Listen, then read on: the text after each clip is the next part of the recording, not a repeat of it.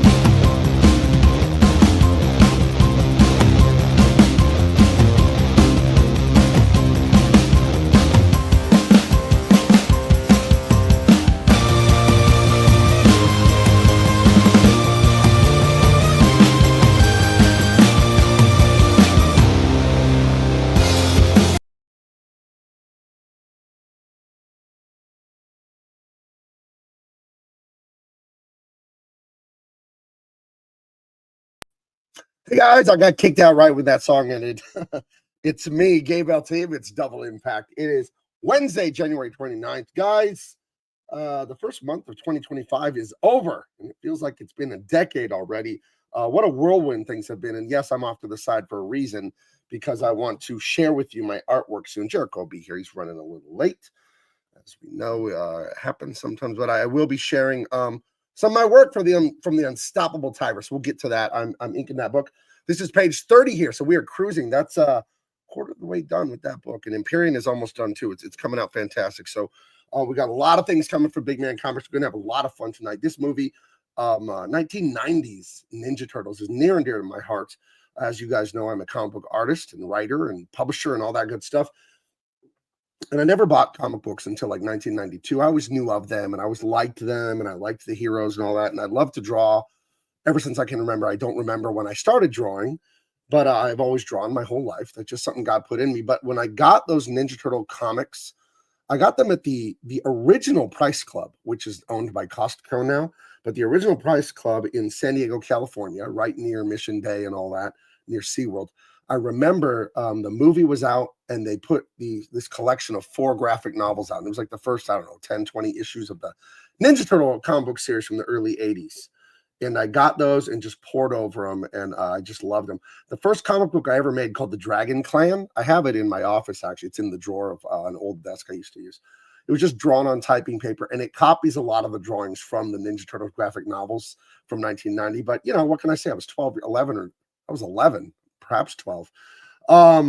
Yeah, I still have that, The Dragon Clan. It was a lot of fun. It was like Star Wars and action. It was a team of heroes, and they were taken from some action figures I was playing with at the time. And I lifted some drawings from the Ninja Turtle graphic novels. So my whole life, as far as like what I was into and what I was really excited about, was Star Wars from age, consciousness of 0, until I saw Ninja Turtles when I was, 10 or 11 or whatever. And then that took over everything. I love Ninja Turtles for a few years. And then, you turn 12, 13, 14, and you kind of stop with the toys and all that. And you start talking to girls, you start playing football, and then it's all, So let's see who's here. Kara's here. Grant Rash is here. Let's see who else is here. None the Miser. Let's see.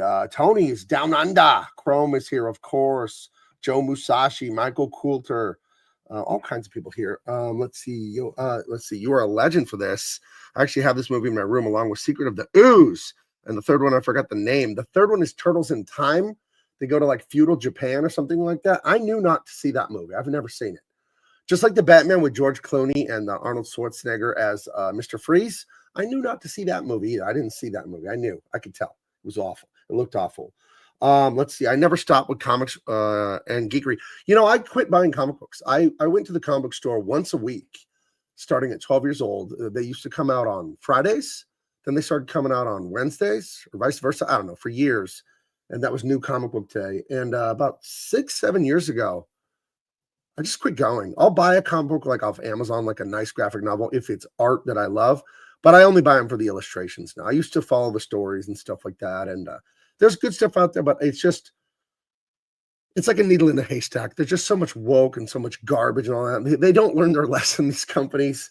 And I feel sorry for my colleagues that work there because I know a lot of them, their heart is not in that, but they got a mortgage and they got kids and all that. So they zip it and they make the woke comics, the writers and artists, and they play ball to pay their bills. You know, I'm not going to judge them too harshly on that, but I stepped away and, you know, I couldn't do it. I didn't want to do it. Let's see what the chat here. Kara, our resident hockey playing female.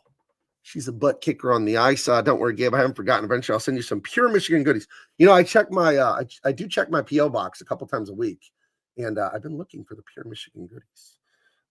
Team NT game is still one of the best. I hate that original Nintendo game from Ninja Turtles. It's so hard. It's broken. Look up YouTube videos on it. They programmed it poorly. Or like the jumping and the attacking, they're like so badly programmed where you like can't hit enemies easily. When you jump over a hole, you like fall down it because the jumping is all stupid. There's some in-depth, really nerdy videos I'm sure women would love explaining how the programming on the like 1998 8-bit Nintendo Ninja Turtle game from Ultra is an awful game. That game, I hated it so much. I spent like $50 of my hard-earned lawn mowing money on that, and it was so hard. Never beat that game. I don't think anyone does. Tony G, Gabe, bro, you live. I was on X and saw you were live. How are you doing, Mr. Tony? Yes, I am here. I am here. You are there, and we are live. Yeah. So, update on Big Man Comics. We still have Dean Cain, All-American Lawman, Volume 1, first printings. We still have, I'm sitting on like 200 and something of those, more or less. I have like 10 autographed editions, autographed by Dean and myself. That's like all I have of those. So you want to go to the website and check those out. I have Empyrean is almost done. Empyrean Earth Illuminated. What is that, you say? They ruined Star Wars, the woke jerks, and I fixed it for you. That's what it is. So yeah, Empyrean is a sci-fi book. It's really fun. Let's look at some of that real quick. And then I'm gonna do a little drawing for you guys. Okay, I'll bring up some of the ads I put together for Empyrean so you can see it. Hold on. What am I doing here? I have to open the ads and then put them on the screen. But yeah, and then I'll show you a little bit of Tyrus stuff. I was thinking of starting to do some live streams a couple times a week of me inking this Tyrus book. It's going to take me until the spring to finish it. Hopefully we can get it out by the summer. But, you know, we'll see. We'll see. I never make promises and then, you know, break them. I've never missed a deadline in my quarter century as a professional artist. And I'm not going to start now. Let's see. Present. Share screen, share this screen. So these are some of the ads I put together for Empyrean. We just take clips from covers and interior pages. And if you love sci-fi, you're going to love this book. It's got a lot of heart, a little bit of humor. It's not that Marvel thing where there's a joke and a quip every line. It's like Indiana Jones. There's like, you know, 5 solid jokes in the movie, in Indiana Jones movies, the old good Indiana Jones movies. It's like that. We put a little bit of humor, but mostly thrills and action. You're going to love it. Great characters I've created here. A lot of fun stuff. Masterful illustrations by Akeon. He did Dean Cain All-American Lawman Volume 1. I did about a third or almost half the colors. Then I hired some good buddies to finish up coloring this for me because I am currently illustrating the Tyrus book and writing a bunch of other scripts. So, yeah. But yeah, these are some images from Empyrean. It's got a evil dictator. It's got a rebel alliance. I know, like Star Wars, but it's not going to have the same story as Star Wars or anything like that. But I just thought, you know, a David versus Goliath, a thing like that.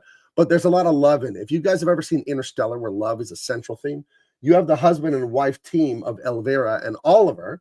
They're the two on the cover here, at the bottom, behind the knees of the guy in the wingsuit. And she's a scientist, and he's a cocky test pilot. They meet when he's doing test piloting for her research stuff. And she finds out this guy, Casimir, the dictator, might not be the benevolent, loving king of the planet Solus that you think he is. He might Anyone who hangs out with guys like that with skeletal robotic faces and black cloaks with glowing orange eyes might not be awesome. Might not be the best guys. I mean, they could be good. We can't be certain. But we'll have to look into it. But they have that great flirty. I always want to base things off of that real positive sexual dynamic between men and women. The classic, she's spunky, but he teases her, and then the Princess Leia Han Solo, the Wilder and Colton from Romancing the Stone. I love those kind of loving relationships between men and women. And when you think about TV and media and all that, you don't see a lot of positive male-female romantic relationships. And I want to do a positive one. They have kids, there's family. Look at this stuff, though. This stuff is gorgeous. It's really fun. You're going to love Empyrean. It's really good. Let's see. Tony G, what franchise would you love to build on? I've worked on everything. If you've heard of it, I've worked on it. Star Wars, Wonder Woman, Superman, Batman, everything. Dream for me, except there's one I haven't worked on that I've always wanted to work on, is Ninja Turtles. I have never worked on a Ninja Turtle comic, and it's one of the main 2-3 comic books that inspired me to be a comic book artist. So if I could go work on one, I would love to work on Ninja Turtles. But, I'm running my own company, so we'll just have to settle for what I'm doing here. Now, would you like to see what I'm doing here as we wait for Mr. Jericho? I'll show you. We have the Unstoppable Tyrus. Let me put it up on the screen. Now, this is attached live to my iPad, so you can see. So here's a page. Now, I tint the pages yellow while I work because it's not good to stare at white all day. But so it's a little faded. But yeah, this is the Unstoppable Tyrus here. Here's my pen, and that's this right here, you see? So you could see it on the screen there. So this is what I'm drawing this book on all day. I'm doing the inks. My buddy Akion did the pencil layouts for me. So yeah, we're having a lot of fun with this. But I'll try and ink a little bit of this panel and talk to you. We'll see how that goes. But let's see. Let me look at the chat.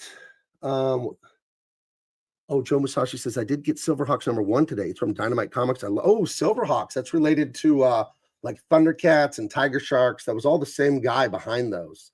I forgot his name. But yeah, so let's so this thing, the iPad is I would say the best when it comes to simulating like real traditional media. Because usually I draw, I'll show you.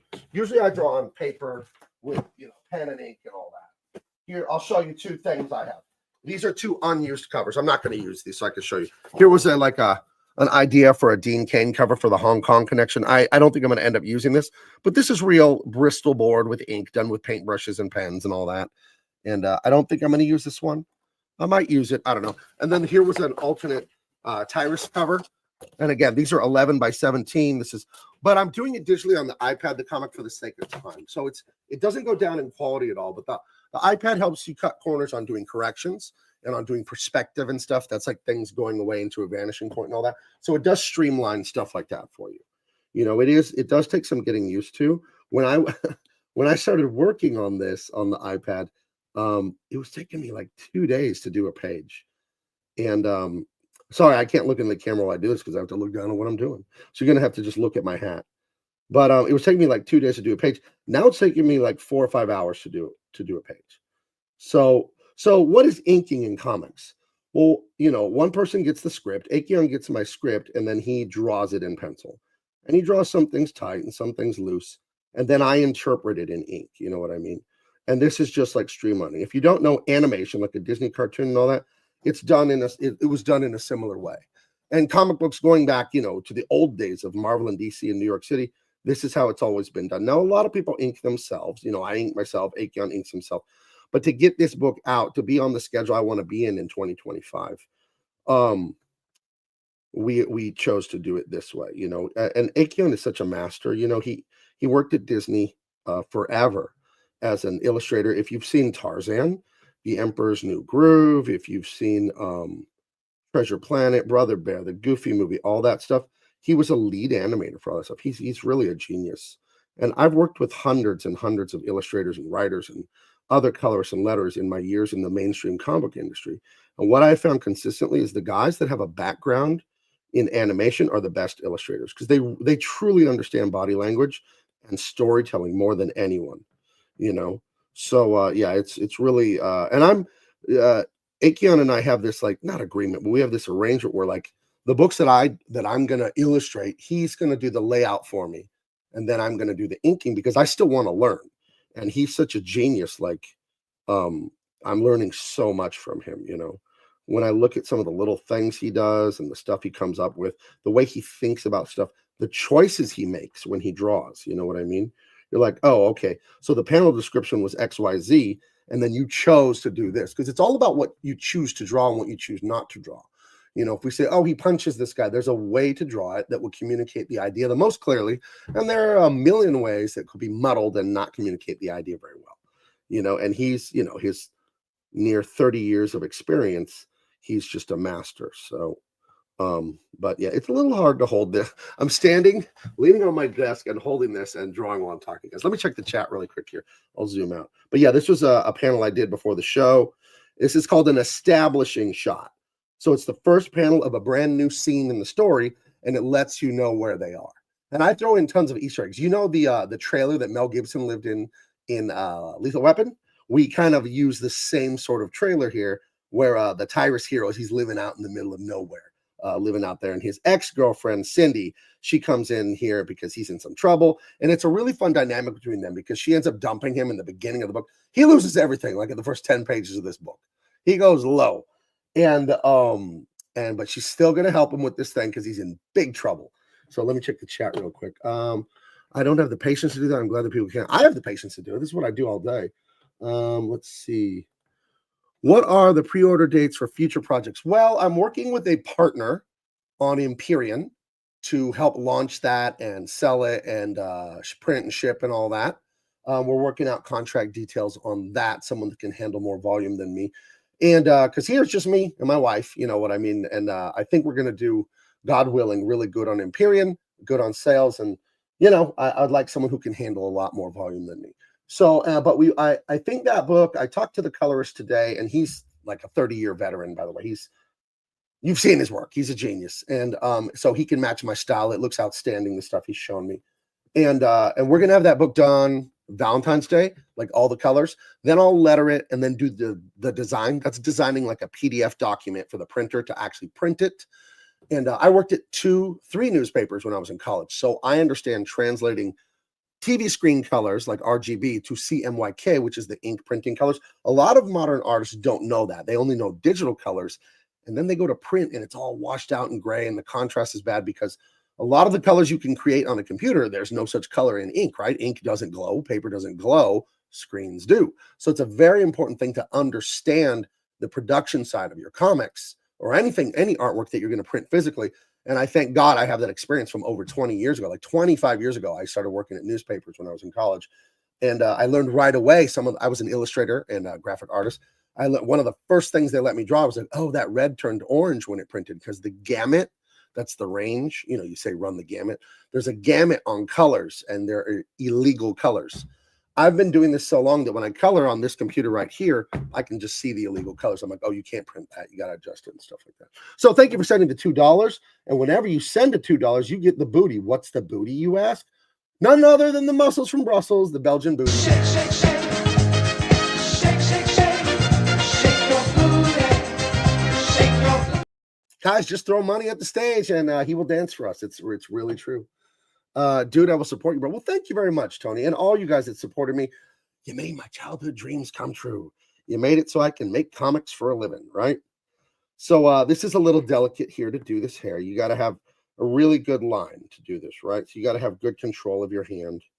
And this just comes with time. Anyone can learn to do this. Don't believe anyone that says this is talent. There is talent. There's God-given talent. Artists have a better understanding of what to draw and what not to draw. But the biggest part of anything you want to do is the consistency over time to practice it. You know, it's not your talent, because the example I always give is like, you could be 7 feet tall. That's not going to put you in the NBA. It's sure as hell going to help, but it will not put you there. You will go to the basketball court. You will eat right. You will exercise. You will shoot endless shots in the dark when nobody's there. You will be shooting and shooting and shooting and shooting and hating it and wanting to go party and wanting to go with your friends and wanting to go do other more fun, interesting things. And, you know, then you won't live your dreams. I saw a guy say last night this amazing thing. He said, everything you've ever dreamt of is on the other side of fear. And not working hard on things is a form of fear. And it's like, well, what fear could that be? It's the fear of not having a good time. that if you work hard, you'll be miserable. That's a type of fear. Everything bad you do is eventually, it can all be traced back to giving into fear.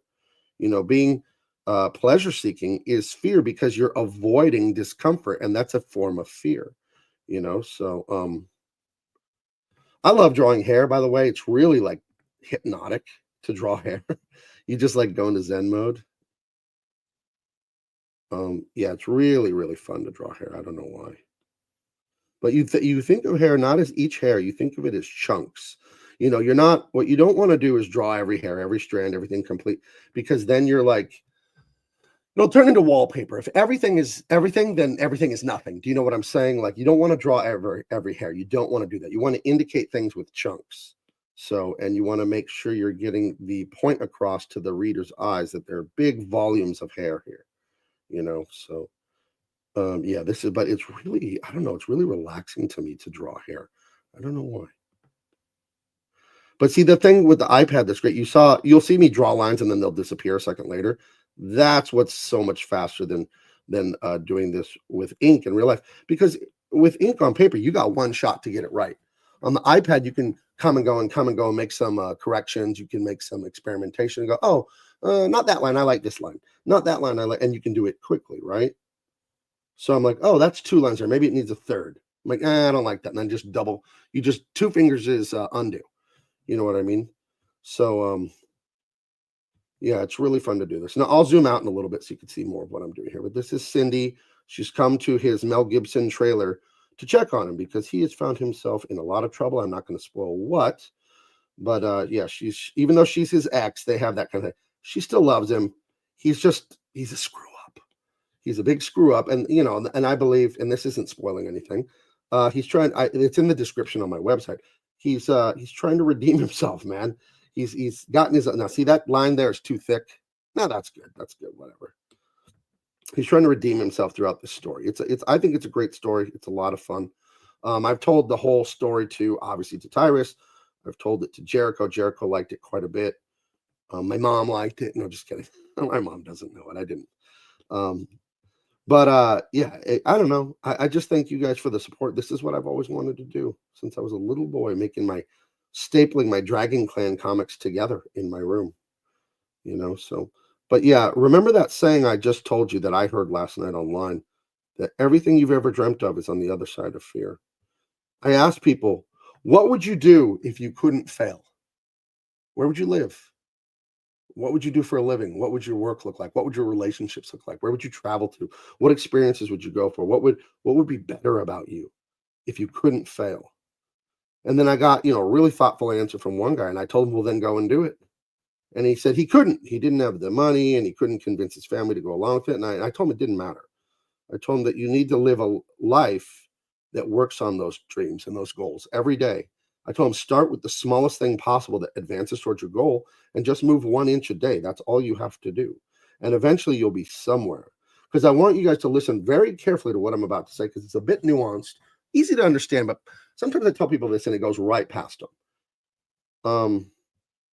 You are building something 24 hours a day, whether you realize it or not. Because people are like, oh, they don't want to build their dream, right? They don't want to build something. They'd rather do nothing. And one of the secrets of all that is you're never doing nothing. You're never building nothing. That's not a thing. Imagine a fire hose and you have to point it at something, and pointing it at A is winning, and pointing it at B is losing, and pointing it at C is losing, and pointing it at D is mediocre. But you can't not point it at something, and you can't turn it off. It's just a fire hose just going. It's hardest to point it at A, the victory, condition, but you can point it there. But if you don't point, it'll just flip around and point at the wrong ones and all this stuff, but it will never stop. So you might as well do the actions that lead to what you want, because that's going to get you somewhere. Let me check on the chat again. I'll zoom out so you can see what I'm doing. So this is where, let's go here. This is where we started, and this is where we are. You know what I mean? So I'm sticking pretty close on this one. Sometimes I change it up. Sometimes I'll do a wholesale change on what he's done in the inks. And, we have I want to respect what he did. I want to, you don't know nothing, I'm going to change the drawing completely. Sometimes I have changed things pretty big, but it's just a stylistic choice. And we have a respect there and an understanding. Dude, man, thank you for being such an encouragement. I'm praying for you, man. Thank you, War Shark Productions. Yeah, no, it's, You know, I coached football forever for kids, and I had a great coach and a great grandfather. So all the encouragement stuff for me, it's not Pollyanna. I'm not saying it to virtue signal. I mean it. It's how I live my life. I'm not perfect. I mess up. I'm a sinner. You know, I do things I'm not supposed to do. Feel bad, repent, try to get better, try to be a better man every day. Because to me, life, it's about direction, not location. Doesn't matter where I am. It matters where I am compared to where I was yesterday. And then tomorrow, it'll matter where I am tomorrow compared to today. And as long as I can move at least an inch every day in the right direction, I'll eventually get to the right place. So it's not about where you are. Don't think in the moment that you don't have exactly what you want. All that longing for the outcome is what's making you suffer. Detach yourself from outcomes in life. You know what I mean? You have to detach from outcomes. I would win the lottery and live in La Jolla. Well, you can't control the lottery, Heather, but you can control getting enough money to live in La Jolla by having a system that increases your finances. You know what I mean? So there is a way to do it. But the point of telling people, if you couldn't fail, what would you do? Is I want to point out to them that life is abundant and you can do anything you want to do. If one man can do it, any man can do it. And some women too. Just kidding. If one human can do it, any human can do it. There's no barrier. Life is abundant. My dad didn't own Warner Brothers and DC Comics and get me the job there. That's not how that worked. That's not at all how that worked. I couldn't draw like this when I was a child. You're looking at, I'm 46. You're looking at nearly, probably 43 years of drawing or more, So, yes, there's a talent, right? You have an eye for drawing and stuff like that. Your brain understands there's scientific research I read about a few years back. And it said the thing that visual artists have more than other people, that what the gift of being able to draw is you understand what lines to draw and what lines not to draw. That's basically, we have a higher understanding of that naturally. It can be learned, though. That's the thing. Stuff like that can be learned. All of this is just patterns. So to sit there and put yourself down and tell yourself you can never do it, blah, blah, blah, you're not this enough, you're not that enough. Fake news. Fake news. There's no need to listen to shit like that from that voice. Those self-limiting beliefs. You don't need to listen to that. It's nonsense. There's so many people in life that were just a normal person and they achieved spectacular things. And you do it by doing it 1 inch at a time, one little nibble at a time. There's that old joke saying, how to eat a horse? 1 bite at a time. Could you eat an entire horse? Not in 1 day. But I bet you could in 6 months, as long as you could freeze it, right? Freeze it and then recook it and stuff. You don't want to eat a 6-month-old dead horse. It's probably make you sick. Let's see. If I couldn't fail, I would fly. The fear would be flying into the ground. Do you mean fly planes? Is that what you mean? I encourage everyone to go after what you want. You're going to live once. You can't do this thing where you're afraid. Feel the fear and do it anyway. Feel the fear and do it anyway. Building a legacy, something that will be around after we are gone. The higher we build it, the longer our memory will last. Yeah, that's important. That's a little egocentric, but I have an ego too. Everyone does, and you want to be remembered. I do try to balance that out with, I want to do things that are going to help other people and that love them. And I don't say that to be a virtue signaling, blah, blah, blah. I say it because it's what I've realized is the right thing to do, and I want to do the right thing because it's right, not because I want to do it or not because it makes me feel good or whatever, but I want to do it because it is right. And, that's how I was raised when I was little. And I finally, I've gotten older and I've gotten it more. It makes more sense to me. It's more having a family, having children of your own. Now, my kids are already adults, but having kids, I think, is one of the most important things you can do in life. I really, having a family, that's purpose. And, modern Western cultures made it extremely hard for people to have families because homes are unattainable for most people with a regular job. And most people are going to just have a regular job their whole life. Most people are not going to have an extraordinary job that pays them a lot of money. I don't say that to be mean or to discourage anyone, but that's just a numbers thing, right? That's just like a fact, So, I don't know. I hope with the new Trump economy, things are able to turn around because I have what I consider tremendous success in my life. I was very poor when I first got married. I worked at Toys R Us for $8 an hour. My wife was a waitress at a place that's kind of like Denny's in Southern California. It's called Coco's. We didn't have any money. We were broke. We were beyond check to check. We were like, oh, we'll pay the heating bill this month. We'll pay the electric next month. I remember my wife brings up this time we were feeding our daughter. She was a baby. And we had some of those instant noodles in a bag. And then we had some ground beef, like a pound of ground beef. And We let her have the ground beef, and we'd shake the noodles. And God's blessed us. We've had a lot of success, but anyone can have it in the West. There are countries where it's impossible. You work hard, and the government's so corrupt, and you're just never going to get ahead. And I understand why people come here. You got to come here legally. But you can do it. You don't have to think, oh, it's just for Gabe. I mean, who was I? Who am I? I'm just like, So I want you guys to reach for that stuff. Nothing like, few things make me happier than to hear people succeed. I remember, I have my own booth now at Comic-Con, like a Big Man Comics, big old booth. But I used to have the free small table, like the little picnic table, in Artist Alley. And it was a kid came up to me when he was about 12 and he wanted my autograph on, I don't know, Superman comic or whatever. And he would come back to me every year and show me some drawings for like 10 years straight. And I remember the last time I saw him about 3 years ago at Comic-Con, he was an animator in I think Burbank for The Simpsons, working for Disney/Fox. And he showed me his crappy drawings when he was 10. And you know what I told him? Looks good to me for a 10-year-old. Keep going. Keep going, keep going. And he was just consistent over time, and it worked. There's a super chat in here. What is this? Let me put that up. Sorry, I didn't see it. Sorry, I was looking at my drawing, so I didn't see it. Where is that super chat? Oh, here it is. Tony G, man, my mind is always creating stories. How do I put myself out there and find an artist? The internet, right? I mean, it's a simple answer. There's not a snap your finger way to do anything. Everything takes the 1 inch at a time that I'm telling you about. But to find an artist, you got to have money. You're going to get what you pay for. I pay Akeon for these layouts. I pay him good. When he does the full pencil and ink from the Dean Cain books, I pay him good. My colorists, I pay them good. Like I pay people good because you're going to get what you pay for. Now, I don't know if you're in the financial situation to be able to do that, but that's what it's going to take. If you go with a rookie amateur artist for cheap, you're going to get rookie amateur artwork.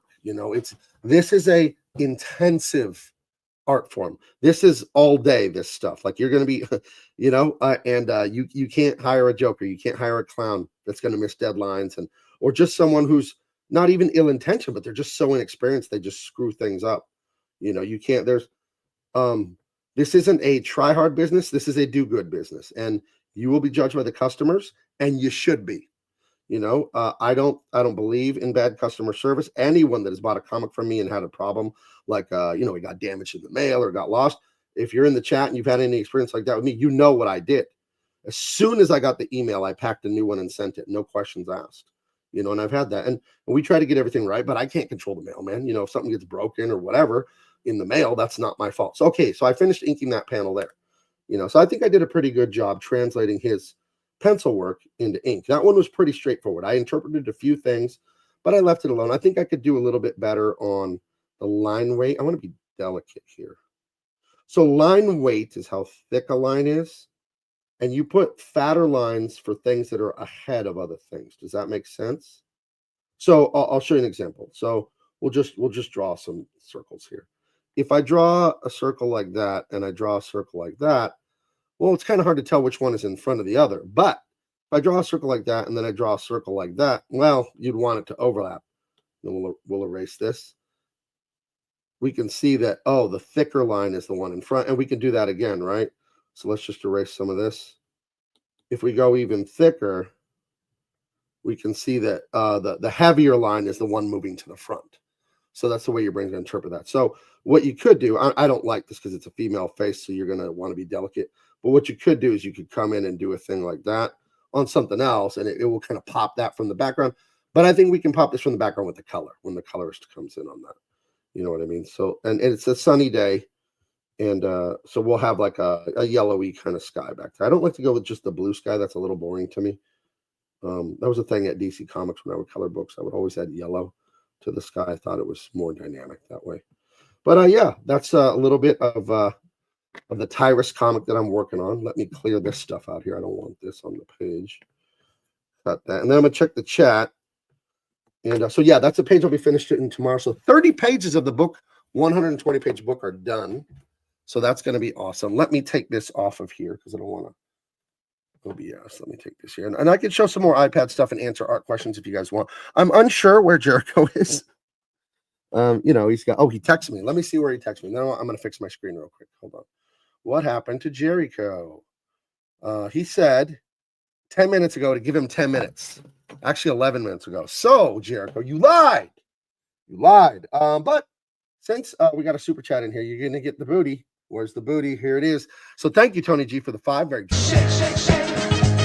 Shake, shake, shake. Shake your booty. Shake your booty. Okay, let me fix my presentation of myself on here. OBS. Who here loves Ninja Turtles? Now, I'm a grown man, right? I'm not going to be playing with them.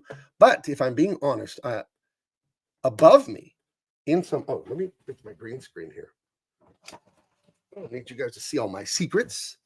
Above me are some boxes in the rafters with all my old Star Wars and Ninja Turtles and Transformers and G.I. Joe. Those were the 4 ones that I had, the 4 major things. Because I was not allowed to watch He-Man. Mom, thank you very much. Because Skeletor was icky, so I wasn't allowed to watch He-Man. Let's see. He's changing the batteries on... I said, where's Jericho? And off the top rope, the Raiders, by the way, got Pete Carroll for the coach. The Raiders are going to be good again. I guess it's good when the Raiders are good because they are the bad guy. And you want the bad guy to be good, right? It's more fun that way when the bad guy's good. Let me fix this. There you go. There you go. Now I'm ready for the show. But I'll shrink myself again if I draw some more for you guys. Let's see. Ninja Turtles was a big inspiration for me to pick up drawing. Since they didn't have noses, I could draw them well. Built my confidence as an artist. I guess I could draw you guys a Ninja Turtle really quick. That's what I'll do. I'll just start drawing a Ninja Turtle for you guys. So let's see. Let's see. A Ninja Turtle. I don't like the Michael Bay ones that have the nostrils. That's really weird. I think it looks very strange. But yeah, I'll shrink myself back down and then draw one real quick. Tom Welling was arrested for a DUI in California. That's too bad. I heard he's a good guy from people that know him. My advice is an Uber or a Lyft. That's my advice. My advice is don't drink, but I don't drink. So,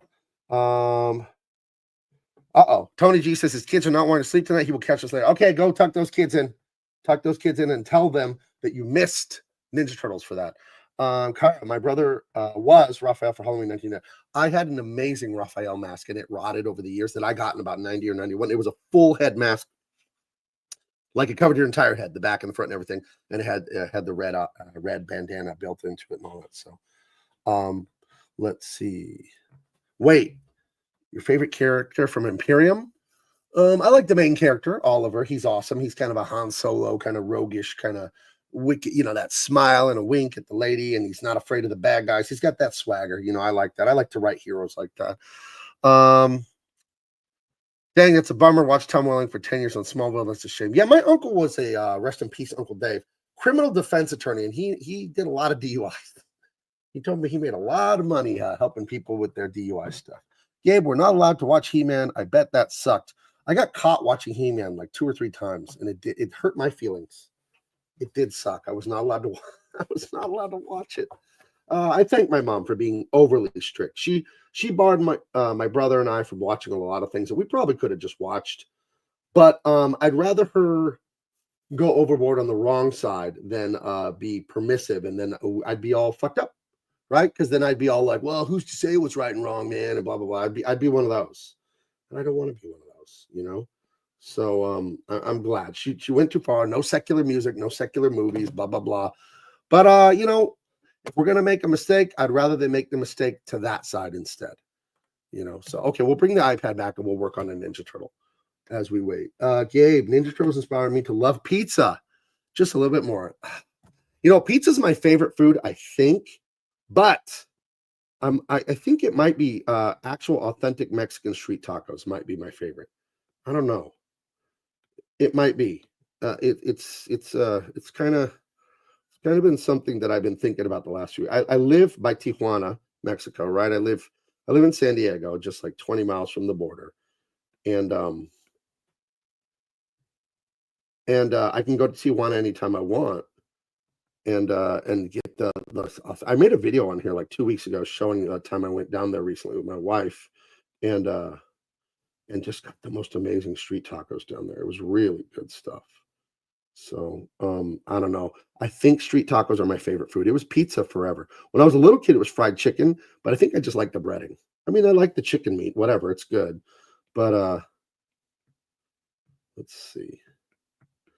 Let's stick this nose out more. Then we got this cheek over here. They have a chin? I don't know. I'm drawing the cartoon style. You know, the cartoon from the 80s and the 90s? I think the top of the nose, the bulb would be a bit bigger. So, oh, he's here. What's up, dude? Sup, huh? Are you ready for the Ninja Turtles, dude? Dude, Tubular. Yeah, man, it was good to see this movie again. I don't think I've seen it since I was like in middle school or probably the very beginning of high school. And I liked it still. It is very much for children. But, Yeah. you know, it's for someone who was 12 when this came out, it's totally nostalgic, you know? Yeah, I was 10, maybe Right. going on 11 when it came out. So, yeah, this is great to see. Excited to talk about it. So many nostalgic things in this movie. And I also, when we're get into the movie, I want to speak to how good of a job they did bringing the cartoon to life, because the cartoon came out a few years 88, before I the think. movie. 87. Oh, 87. Yeah. Excuse me. Yeah, damn it. So the cartoon had been out and already been super popular. I mean, that was part of your Saturday morning line. When did it come? Did it come on Saturdays or maybe? Oh, yeah. I would watch it on Saturday mornings. Yeah. So, yeah, Ninja Turtles was definitely part of your lineup. You couldn't wait to see what Bebop and Rocksteady and Turtle Shredder. creation time. Yeah, Yeah, right. that's right. You know, Shredder, Krang. Oh, You know, they were going to come up with something. Turtles. Yeah, we'll go get you next time. Yeah. And That was great. The brain guy. yeah, who was in the other guy's stomach. Like Oh yeah, that what was that? big- What was that thing called that he was I in? don't remember, but his head would like spin around. It was like a cyborg thing that Krang was in. He was stupid looking, that guy. Well, he was just there to hold Krang. Like he did. He had Right. like those weird wraparound glasses, like sunglass things on. He was Yeah, but if you fucking could weird. make your own body to hold you, wouldn't you make it cool looking? Yeah, I don't know. For some reason, they didn't want us to focus on what was holding Krang. It was very Total Recall, you know, chest or stomach thing. What was that thing called? Oh, Quato. Yeah, Quato. Quato. It was very Quato. But yeah, it was great. And you couldn't wait to see what combinations of pizza they were going to come up with. It was going to be weird. It was going to be gross. And I'm sure. marshmallow, escargot, anchovy, dude. Dude. So I'm sure that there were birthday parties and sleepovers around the country that kids were like, let's make the Ninja Turtle pizza. You know, I lot saw of a wasted video food. by the Angry Video Game Nerd, the first YouTuber streamer guy I ever watched. And he was like college age, almost 30 when he did this. But him and all his buddies that were about that age, they did a party where they watched the show beforehand, wrote down the disgusting pizza recipes, and then made them and ate them at their party. So Yeah, I mean, that'd be a cool thing to do. I I'm sure suppose. some of them were just fucking unbearable. You know, like Right. anchovies and peanut butter. You know, Michelangelo. For somehow, Michelangelo loved pizza more than everybody else. He was like the pizza guy. Everybody, they liked Can we it. talk about him for a minute? Yeah, Michelangelo. Do you think that I mean, they didn't address it on the show because it's for children? Yeah. You ever The get answer's feeling already no. I know what you're going to say. he was an enthusiast for the hippie lettuce? No way. He was just. I think so. I think that's what No, all the man. damn pizza was about. All the He was weird just pizza. a totally tubular dude, and he just wanted to hang out with his bros, and he loved pizza, dude. That's what I think. Don't you dare! Don't take away the innocence of Michelangelo. And I don't here's know, a- dude. If I I put don't gummy know. bears and mushrooms on a pizza, I feel like I was stoned out of my tree, bro. Yeah, but he's a turtle, dude. He's not a human, dude. Like turtles are like animals, bro. So they eat like anything, dude. That's what I think. He was not a pot smoker. I But- think he was. Here's a question for you about drawing. What would you say conveys more emotion when drawing a face? The eyes, The or eyes. the rest? You don't even have to eyes? ask the question. It's the eyes. It's like that's a fact. It's the eyes. You know, They're the window to the soul, dude. that's exactly right. Yeah, exactly right. Yeah, it's the 'Cause- eyes all the way. But both, you know, you got the eyes and then you got the mouth turned up, so they're both, you know, showing anger pretty well. Well, no, it's the eyes for sure. It definitely is, and they are definitely the window to the soul. So Where's the window to your hole, dude? Those are the window to your soul. Where's the window to your hole, dude? guacamole sirloin pizza, dude. That doesn't sound bad at all. But first, we got to get rid of these foot soldiers. Guacamole and sirloin pizza. I don't know. Put it in the hands of the bar, and that might turn out pretty good. Because we did have mashed potato and bacon pizza. Oh, that's true. Mashed potato bacon. So Yeah. steak and guacamole pizza. All right, slide me a piece. I'll try it. That doesn't sound too bad. That's true. Yeah, I screwed up trying to make a gross pizza and I made a good one. Yeah, you made it really good. Try again. Oh, here you go. How about a surf and turf pizza? Now, to a Yuck. normal person, that sounds delicious. No, But to those of you with, you know, subpar palates, you don't I mean like I have a seafood. superior palate. You know. No, I clearly just described it as subpar. But like a white sauce with some steak, oh man, and some scrimps on there. No, Listen. no scrimps. I'm listening. You got my full attention. No scrimps. You got my full attention, and I'm erect.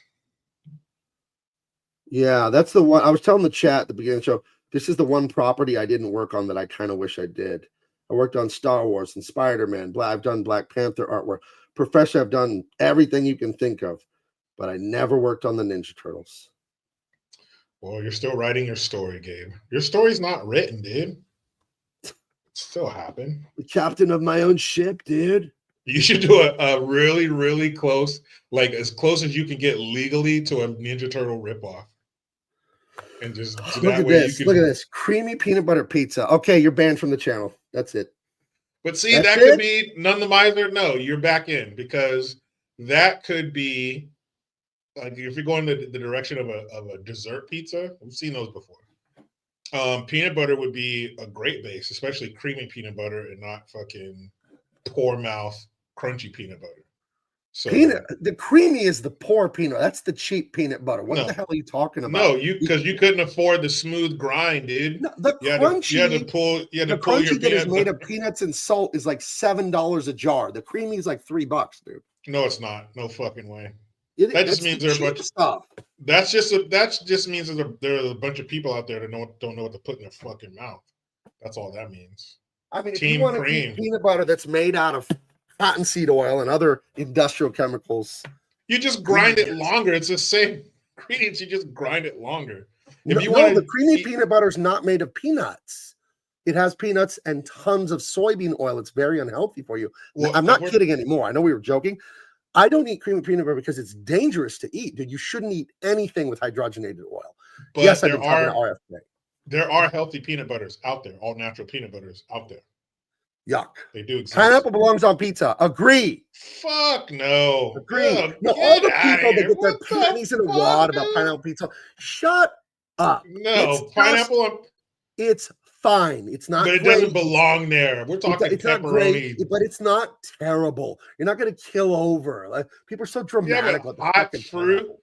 on a pizza? Fuck that. Well, you know, Okay. tomatoes are fruit. You do know that, right? One of the main ingredients of pizza Oh, is fruit. now we're just fucking splitting hairs. Tomatoes or whatever. Tomatoes, I mean, by definition, yeah, but it's seen as a Everything with vegetable. seeds in it is a fruit. But tomato is seen as a vegetable. No, it's a fruit. It's clearly a fruit. It's a giant. I know berry. what it is, but it's seen as a vegetable. More commonly, it's seen as a Listen. vegetable. I got to know what the hell's going on here. This is starting to irritate me. Okay, I put the poll of polls. The poll I never come back and check. Never. Favorite Ninja Turtle. Who's yours? One and done. You know what? Of course, I can see how people say Leo because he's the leader. But I've always felt a kinship to Michelangelo. So yeah, I'm going Michelangelo. It's Raphael, the hardcore one, the tough guy, and he has the coolest weapon, the size. Yeah, but he's a fucking dick. No, Oh. nunchucks are pretty fucking cool. I feel like Mikey's the basic answer. Like, okay, That's like, I feel like that's what everyone says. Like, oh, Well, Mikey, apparently like, everyone said Leo. I've never seen this Michelangelo, before. Every time I've ever asked, it's always Mikey. It's always Mikey. because I don't know, I just like Michelangelo. The nunchucks are cool. I always tried to make those as a kid with like a chain and 2 pieces of wood. So that was always my thing. I thought it was Raphael's wild. I thought it was wild that nunchucks are illegal. Well, because you can bash somebody's skull in with them, and that's only in Pussy, California. But you can bash somebody's skull in with anything. Like, that's so stupid. That is true. That is true. I don't know. Did you ever have ninja stars as a kid? I don't know how the fuck I got my hands on those, but I had straight up ninja stars as a fucking kid. I don't know. I saw them at a pawn shop, and I asked my grandpa to get them, and he didn't want to get them for me and my brother that day. So I had some ninja stars. I don't remember how I got them, but I had some, man, and they were fucking cool. Because kung fu and all that shit was all the rage back then. Kara73 says, if tomato is a fruit, then why was it used in VeggieTales? Because the veg in VeggieTales does not mean vegetable. It means vegetation. So you thought I didn't have an answer, did you? You thought you had me. You thought you had me. My friend Doug TeNapel, the creator of Earthworm Jim, he was like a director and producer of the latest VeggieTales that came out like 10 years ago or whatever. So, yeah. So I'm an insider with the VeggieTales.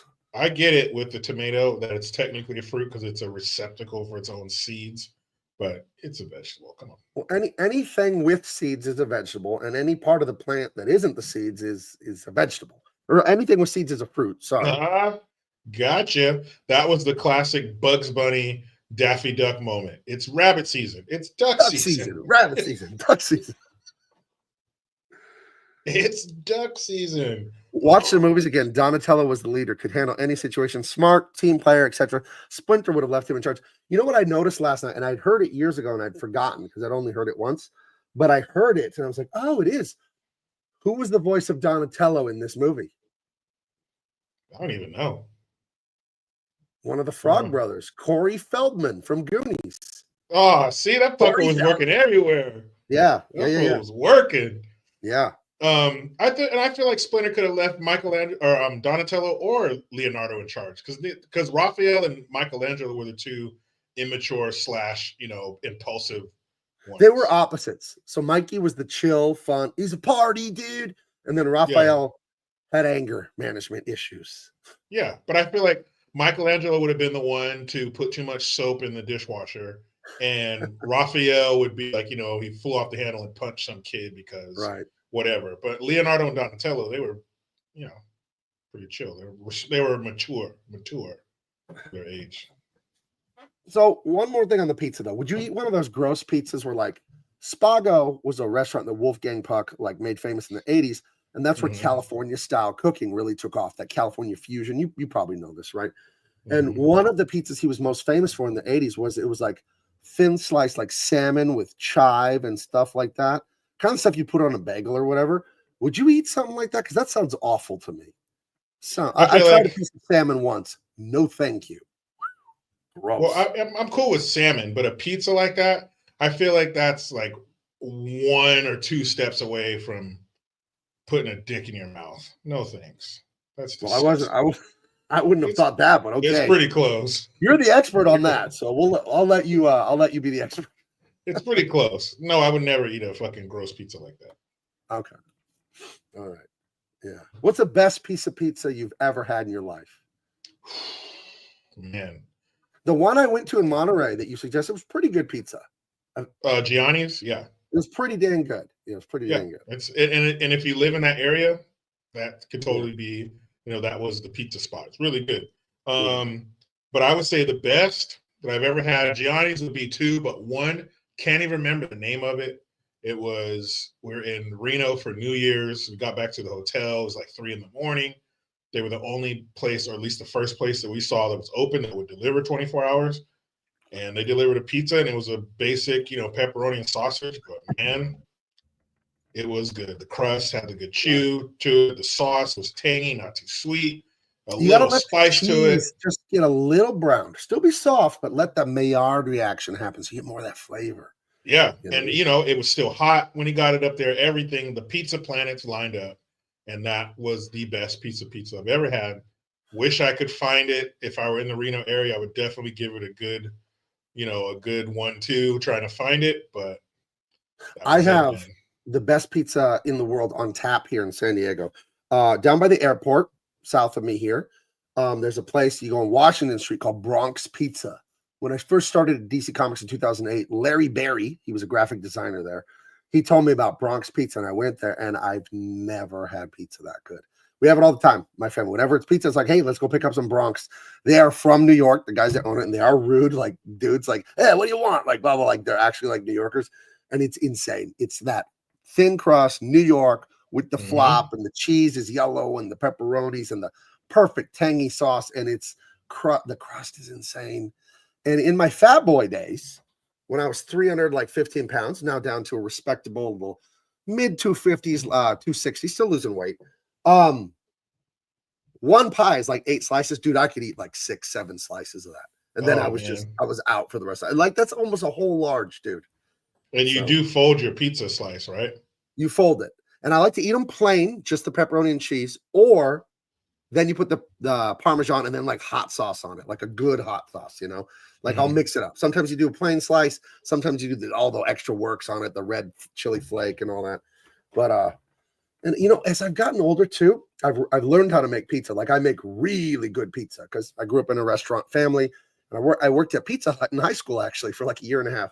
And I make my own homemade dough and all that. And I have a big pizza stone in the oven that's all got that patina on it now. You know what I mean? Like a cast iron thing from all the grease and the salt. Yeah, it's seasoned really well. But during COVID, the lockdown stuff, my family got me that pizza stone like for Christmas or my birthday. And we would do pizza Fridays at the house. And the best pizza I've ever had was a pepperoni onion that I made. And I don't know what I did, but I got everything just right. I don't know. It was when those pizza planets line up, man. Yeah, it's a beautiful thing. Do you toss the dough in the air? Yeah. Oh, sure. Why not? Yeah. Yeah, I let it go too. overnight. You don't do the dough 2 hours after you make it. Oh no, you let it go 24 hours. That's how you get that chew to it. That yeast starts doing all that shit. Yeah. Okay, so what's the best pizza chain you've ever had? The chains aren't good, but I tolerate Domino's now. When I was young, it was like Pizza Hut, but they seem to they're not good anymore. But Domino's is like, okay, I can eat this. If I'm just getting pizza from out and I'm not going to Bronx Pizza, which is very close to my house, so I might as well just go to Bronx. Costco pizza, amazingly, has a great flavor. The tanginess is just right. Costco pizza is legit. And for a fucking $1.99 for a slice the size of your head, dude. Come on. Costco pizza is legit, man. Catering birthday parties across the country. Right. And it's $10 for a fucking big ass pizza I guess they only have one size. Right. $10. We have big parties at the house. I'll buy like 10 Costco pizzas and other food too, but it's a cheap way to feed a lot of people. Decent food. Take that, Little Caesars. Heather, have you ever been to Shakey's? That's the home of the Mojo potatoes. That's sliced on like the entire potato into giant thick slices and deep fried. Got to try those. Do you guys have a Pizza My Heart down there? No. Pizza My Heart's good. That's a good chain. That's big slice, New York style.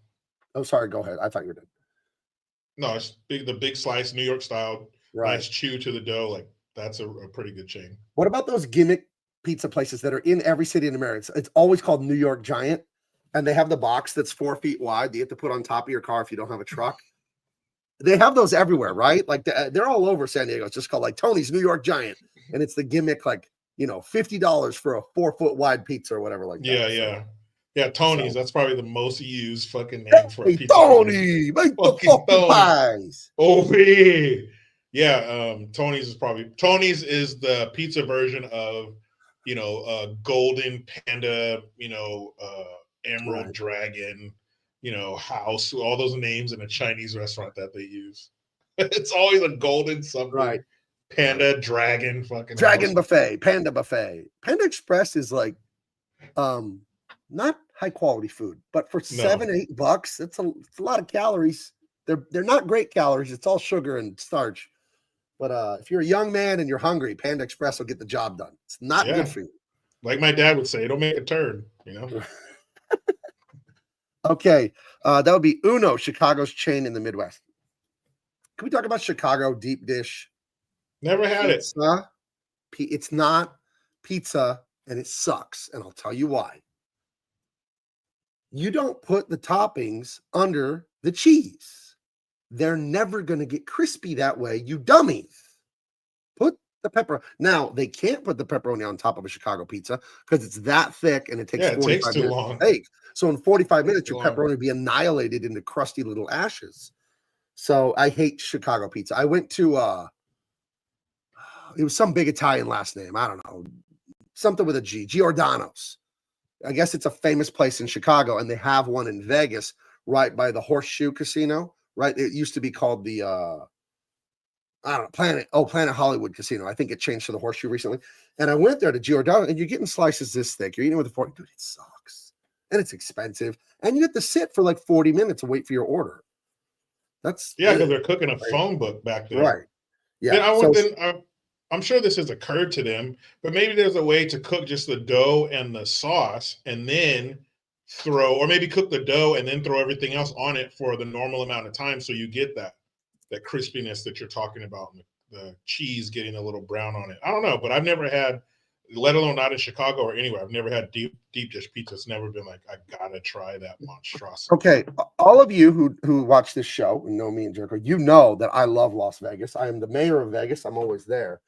The best pizza I've ever had besides Bronx is Pizza Rock. There's 3 of them in Las Vegas, and they're not kidding around. Like, there's international pizza competition in like Milan, Italy. This restaurant has won multiple awards for multiple years for different things on the menu. They have a margarita pizza, that traditional Italian of just the basil leaf, the little splotch of mozzarella, and the delicious like red sauce. And they only make like 70 of them a day. They sell out of that one, and they keep a limited number because the dough and all that's so special.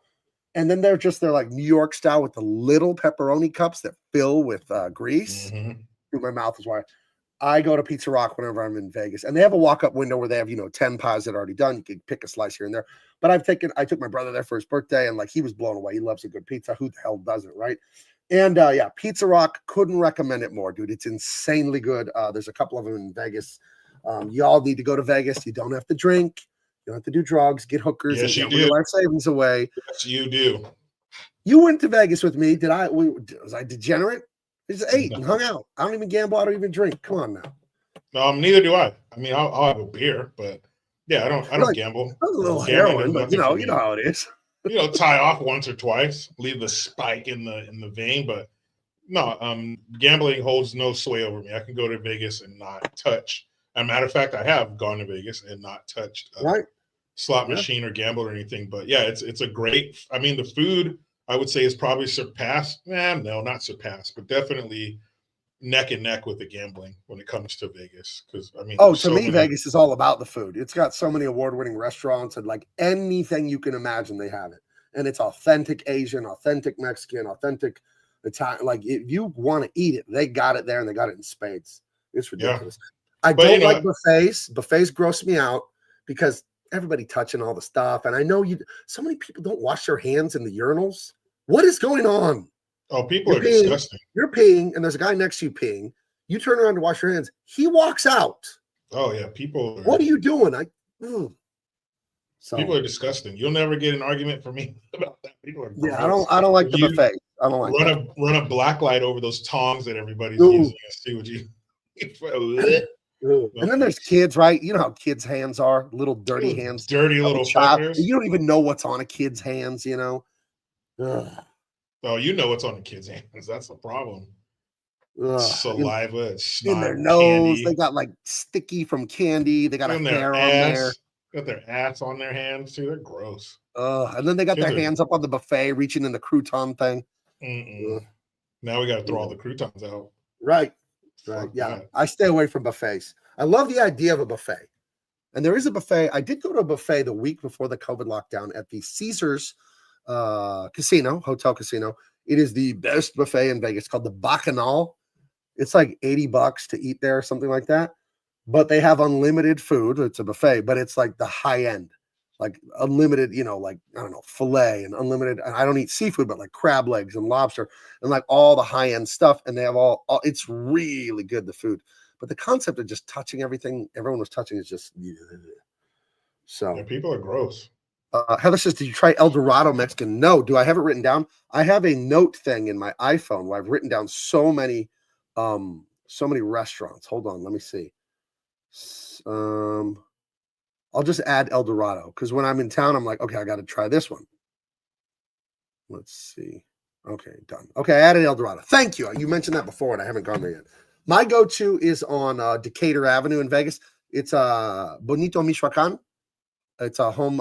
It's a family-owned Mexican restaurant. Really good, and it's really. It takes you back to your childhood if you have Mexican heritage, because with every meal you get a little cup of a Mexican soup called fideo. Imagine that little paper packet of the chicken noodle soup from Lipton with the tiny little like rectangular fettuccine that are shoestring, just tiny, with a tomatoey spicy broth. And my grandma would make it for me. My wife is Mexican. Her grandma would make it for her. It's like a Mexican like little comfort food thing. It's chicken noodle soup with a little bit of tomato in it. And they actually serve it there with your meal. It comes with a cup of fideo. So yeah, so it's that's an awesome one. Mi bonito Michoacan. So yeah, that's what it's called. So My beautiful Michoacan. see. All right. Double impact digitals. This is a perfect time to ask this question. So last night, my wife and I were watching this, Uh-huh. and she said, how come they didn't have yellow or white or black or green or something like that? And I figured there's a reason that they chose, the colors of the mask. So I figured there's got to be maybe like they're the primary colors or something. I don't know. Well, in the original comic book, they all wore red bandana mask. Sweet. They did. All four of them wore red. Now, the comic books were drawn in black and white, so you couldn't tell they were all wearing red. But on the cover artwork, it was red for all four of them. The only way to tell them apart was the weapons. So, yeah. So why did they choose the colors? Well, because toys and cartoon. So you're going to choose colors. Now, you're not going to use green because the characters totally, it blends, are green. They are green, the characters. And yellow, I don't know. I think orange is better than yellow, right? So what I see here, I know why as an artist and someone that colors a lot, you would not use yellow for a very good reason. Because red and blue are primary pigments, right? And so is yellow. That's what we teach kids in school. Actually, none of that's true, but we'll just go with it.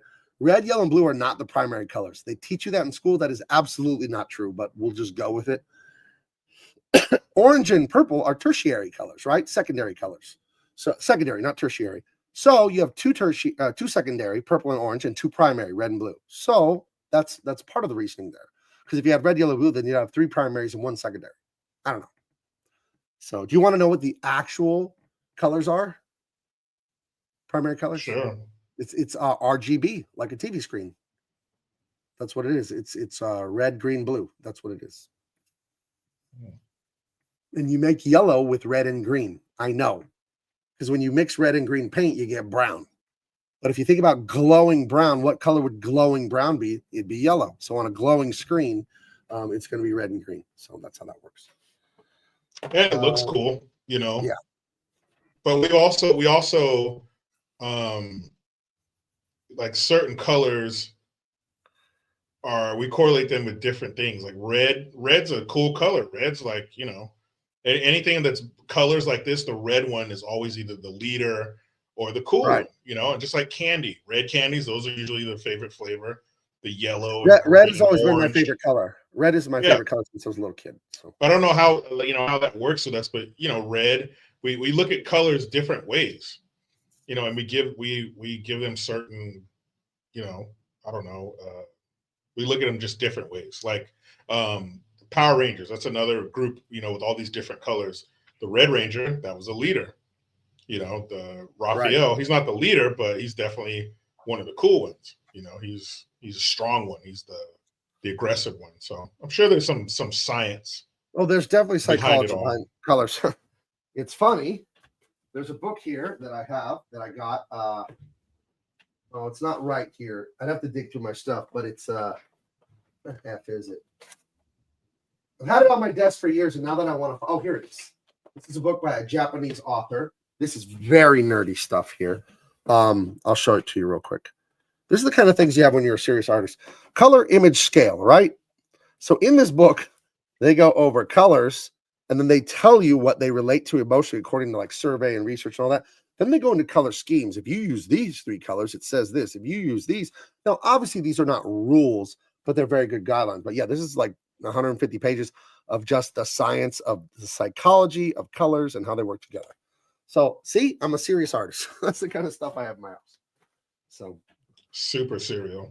yeah. So if I was single, that's the kind of thing I'd get out when a girl came over to my house. You know, But not on the first date. Get her. well, I'll show you what I bust out. Don't do that.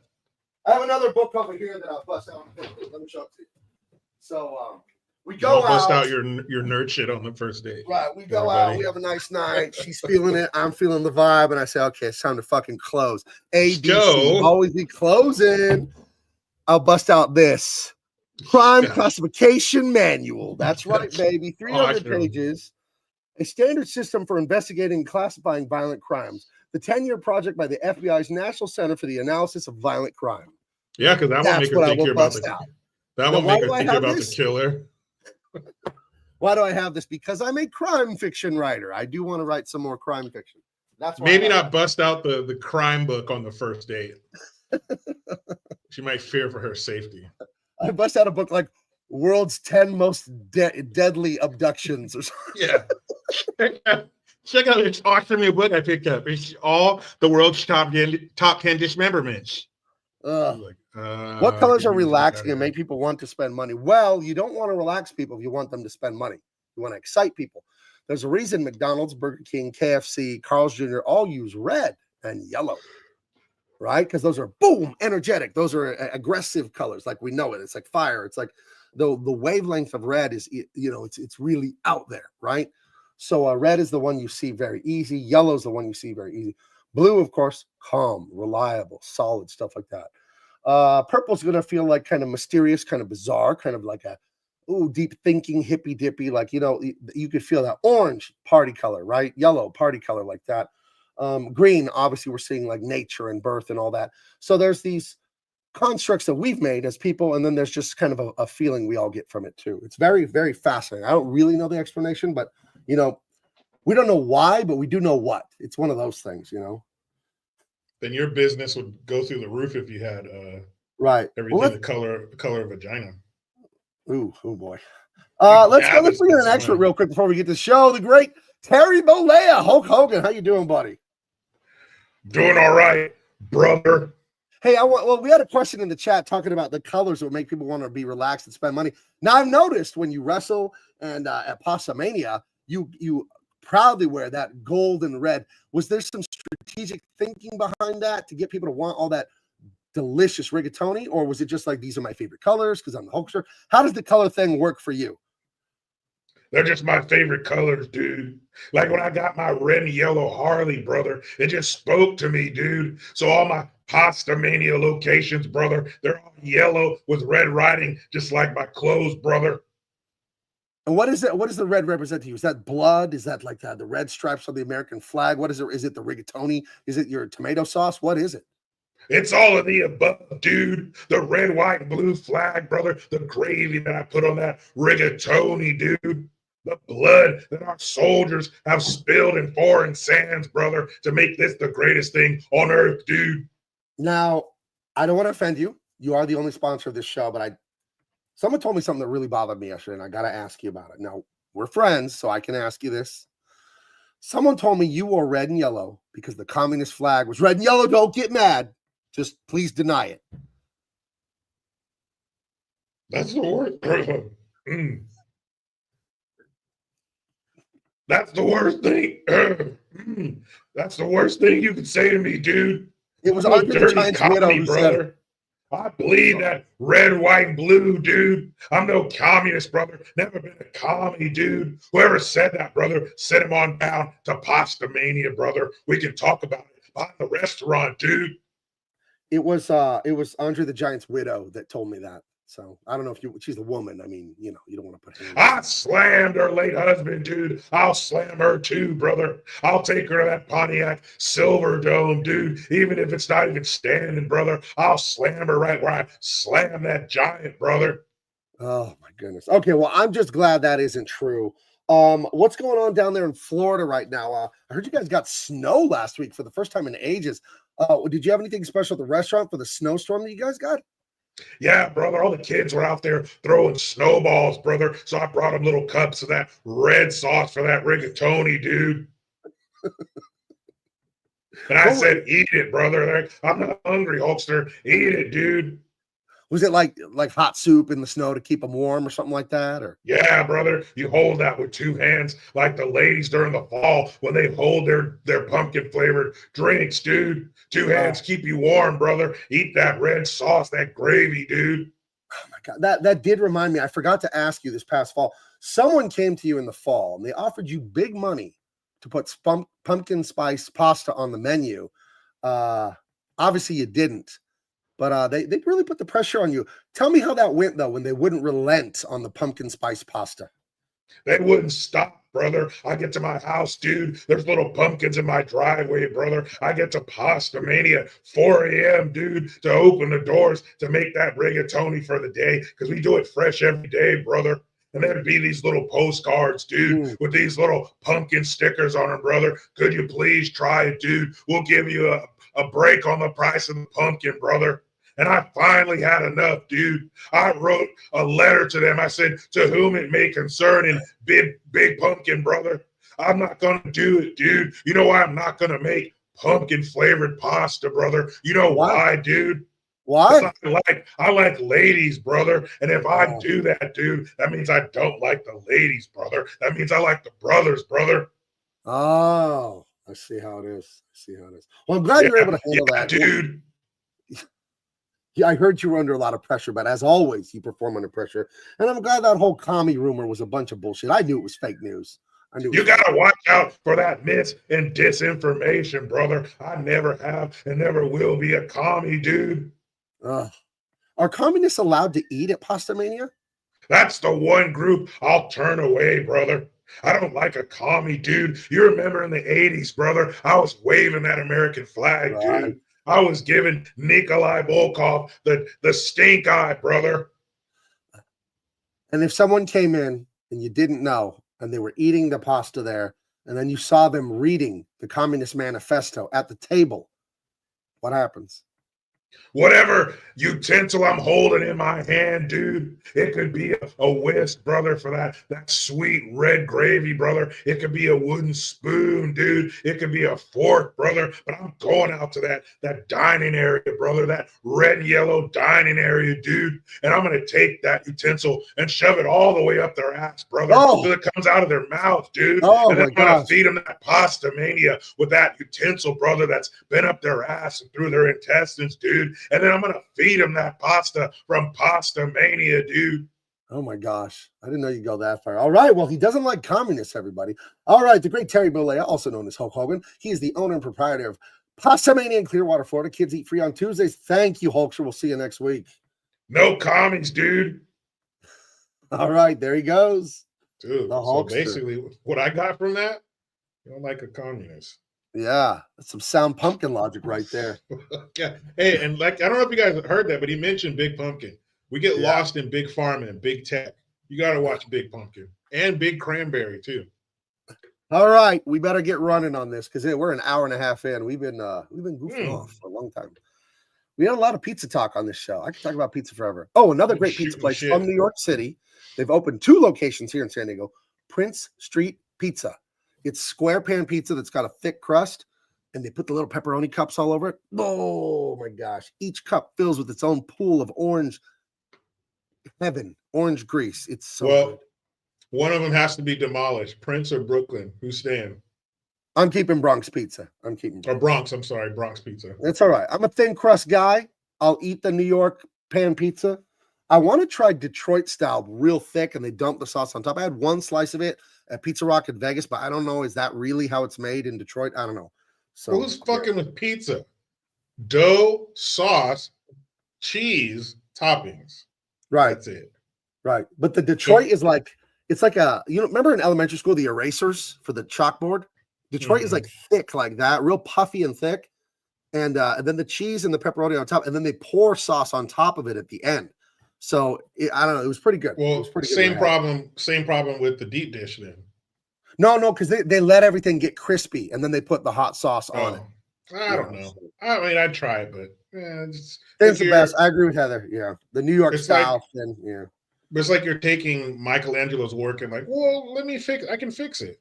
No, just fucking that leave is it alone. true. You got to eat somewhere, like especially really fancy, like Michelin star restaurants, and they get real cute with the food. It's like, listen, I don't need a like cauliflower foam reduction. Okay, I don't. That's Yeah, cool. It's cool that you figured out how to do that. I don't need that ever. Like, stop. yeah. So, No, fuck. It's a steak. It's pretty perfect. right. Right off the cow. Would you get a steak well done? I'd call the cops if I was eating with someone got a steak well done. No, man, you can't do that. That's You cannot do that. no. That's Best steak. Best steak you've ever had. That's easy. My wife and I, for our anniversary, it might have been our first anniversary, something like that. We were young, so you know what that was about. Yeah. So we boy. went to this this place in Aptos, California. And if you're not from there and you're a dick, you call it Aptos. But Aptos, California, up near Santa Cruz, Soquel, Capitola. And it was a place called the Seascape Inn. And it has like the regular hotel setup, but then you can rent bungalows, like your own little private thing with the view of the ocean and all that stuff. And they have a restaurant there.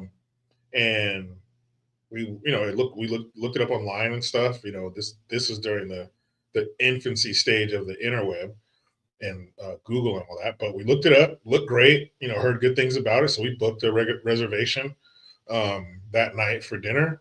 Got all gussied up, went downstairs, ordered a New York, standard steak meal: steak, mashed potatoes, some kind of potato, and mixed vegetables. But good, everything had a little crunch to it. It wasn't like some microwave soggy bullshit. And this is a pretty nice restaurant. Like I said, look up real estate in Aptos. That'll let you know everything you need to know. All right. So I got that pretty standard stuff. But the steak was good size. Everything was delicious. But that steak, man, it was cooked to perfection. But when you get a good cut of beef, it has that beef taste to it. The texture, it's more intense flavor. Yes, more intense. Yeah, and it was everything. Even if a New York steak is not your favorite cut of steak, you would have loved that piece of steak. Dude, people sleep on New York excellent. steak. If you get a good cut of New York steak and you cook it right, that's a killer steak. New York steak's not great, but best steak I ever had was at Gallagher's Steakhouse. Is a famous New York City steakhouse. There is one inside the New York casino in Vegas, and they have these like giant freezers full of the aging meat. And when you walk by, you can just see the meats there, the steaks, and these big primals of like, they're going to chop it into 50 steaks or whatever. And I got a cowboy ribeye. That's like a bone-in ribeye. Fucking ridiculous. I went and found the bone-in ribeye. I went and found the manager and like thanked him after I ate it. Said, your crew is doing amazing. It was an amazing. And the second best steak I ever had was Valentine's Day at Donovan's, which is a fun steakhouse in La Jolla, which is the richest part of freaking Southern California. Donovan's has since gone out of business. COVID killed them. But they were a steakhouse here for like 20, 30 years in a really ritzy place. And I went there with my wife on Valentine's Day. By the way, don't go to a fancy restaurant on Valentine's Day. Don't do it because they put a bunch of extra chairs in the restaurant to maximize the number of customers. They limit the menu, and then they're charging you the fine dining prices. Oh, like you go to a nice place. It's too crowded. Your waiter can never get back to you. So this Valentine's Day, I didn't make a reservation, but I'm going to take my wife to her favorite Italian restaurant, call ahead, and pick up our favorite food. You know what I mean? So I told her that's what we're going to do because I'm tired of going to fancy places on Valentine's, and it's just packed to the gills. They only have 4 things on the menu because they're like doubled the capacity of the restaurant. And then the waiter never comes back, and I'm talking like some of the best restaurants in San Diego, like the best, because that's what I like to go to on Valentine's. Sick of it. There's too many people. So, yeah, that's definitely better. You guys can take it somewhere else, eat it. It'd be yummy. Yeah. Camila Harris' favorite steak is Old Tube steak. Hey, wait a minute. You got me to read that. I'm like, hey, but you gotta work for the gravy, girl.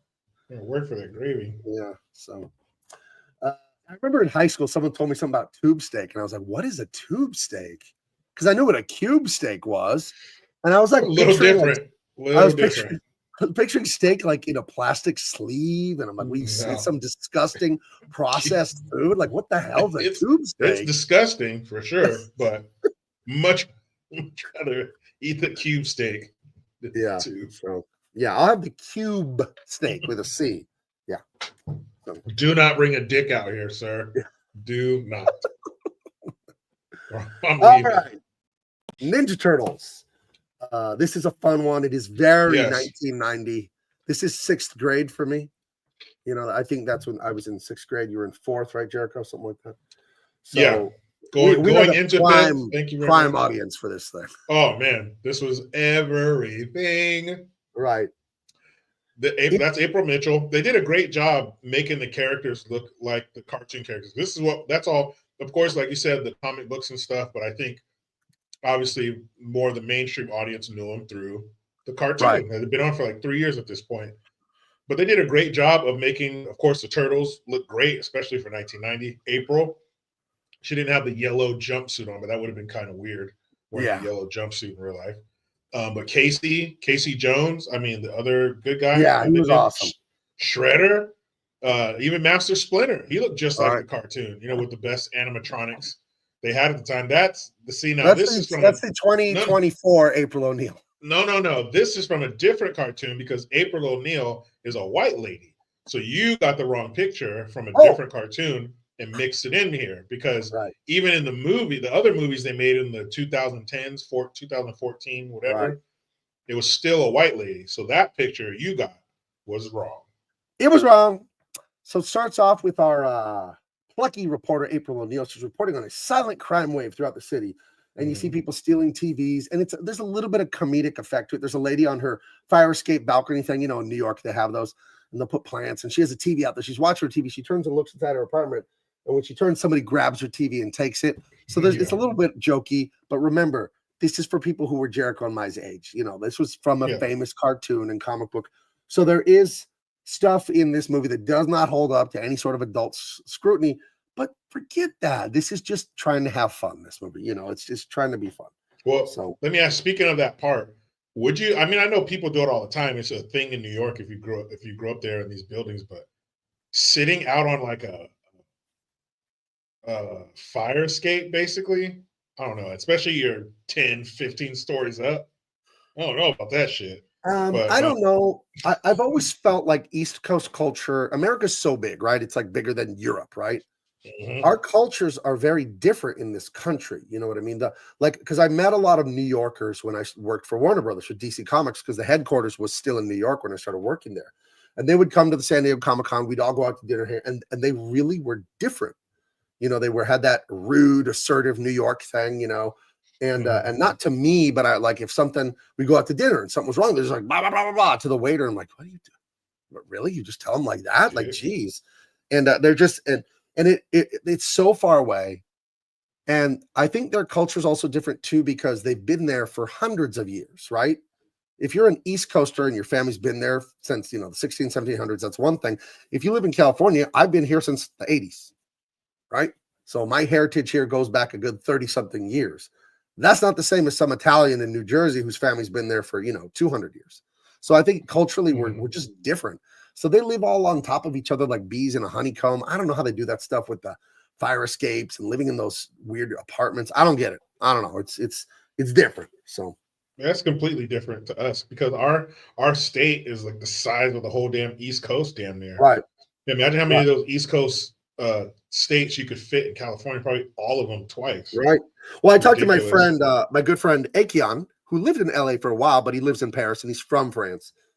And he was just like, you know, America's so big and blah, blah, blah. And it's like, yeah, France is 400 miles wide. Colorado's 400 miles wide. You know what I mean? You know, France is like one side to the other. So, you know, because they'll always say, oh, Americans are not well-traveled. We Europeans go over. Yeah, because the other country's 38 miles from your house, stupid. Yeah. You could have like, I could go to 50 countries too if they were a 3-hour drive away. Come on. Yeah. They were as far away as fucking LA. It's like 400 miles away from me. Yeah, I could have breakfast in Italy and fucking dinner in France or whatever because it's a 3-hour drive. Of course, you dick. Yeah, like when you're in Dover in southern England, do you know how far you are from France? You're 23 miles. So, yeah, I commute that to work. That's a commute for Californians. A short one. That's a short commute for Californians. But I did hear someone British say that we measure distance and time. in America Right. versus like stupid commie Kilometers. kilometers. Don't they say kilometers instead of Yeah, kilometers? kilometers. Aluminium. Oh, Jericho, my sister's house is 38 kilometers away. Kilometers. No, here that's all right. She lives 2 hours away, 3 hours away.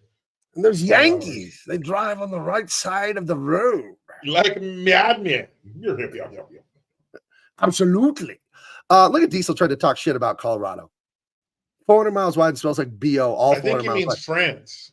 I think he means France. I don't see Yeah, how take he it would have back then. beef. I can Oh, see he how says he I've has been beef to with. France. Yeah, I can Okay. see how he has beef with Denver. I thought not this the was state like of a Colorado. secret Denver Bronco Vegas Raider insult. That's what I thought he was trying to do there. I By know. the On way, the defensive. On the defensive fucking Raiders immediately. got Pete Carroll, dude. The Raiders are going to be good again. Oh, they got some legitimacy. Is he They're their gonna be head so coach? good. He's He's the head coach, Pete Carroll. Yeah, Oh man. they're going to be good. Oh man, they got some legitimacy in Oh. Las Vegas. Watch out, AFC West. Watch out, Chiefs. Stupid Pete Carroll. Such a good coach. He is a good coach. He's a piece of shit for what he did to USC, but he's a. Watch him go out there and trade up for some great like college quarterback this year in the draft. He is a great. He's a great coach. But what he did to Grant USC Rasha was- says, now that marijuana is legal in New York State, you get a contact guy walking on the lanes going into Walmart. Yeah, if I could take a vote back, I would take that back. Back in the late 90s or whatever, I voted for medical marijuana to be legal because they're like, oh, cancer patients, this, that, and the other, and the other. And I'm like, okay, well, I see the point. Everywhere you go, idiots are smoking weed. I do think, obviously, if there's a medical whatever, people should be able to do that. But all these potheads driving 4 miles an hour and they can't make change at McDonald's because they're stoned out of their tree. No, make pot smoking a felony again. I hate it. I hate what these stoners are doing. Well, just to play devil's advocate, alcohol, that's people have that all over the place in Vegas now. It's not Marijuana is way invasive more like weed annoying. smoke. They're not spilling booze in my mouth as I walk by. Well, yeah, it's way more invasive because of the smoke. That's for sure.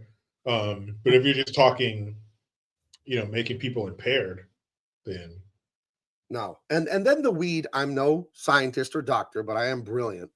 They modify it, they GMO it, and they give it so much more of the psychoactive chemicals.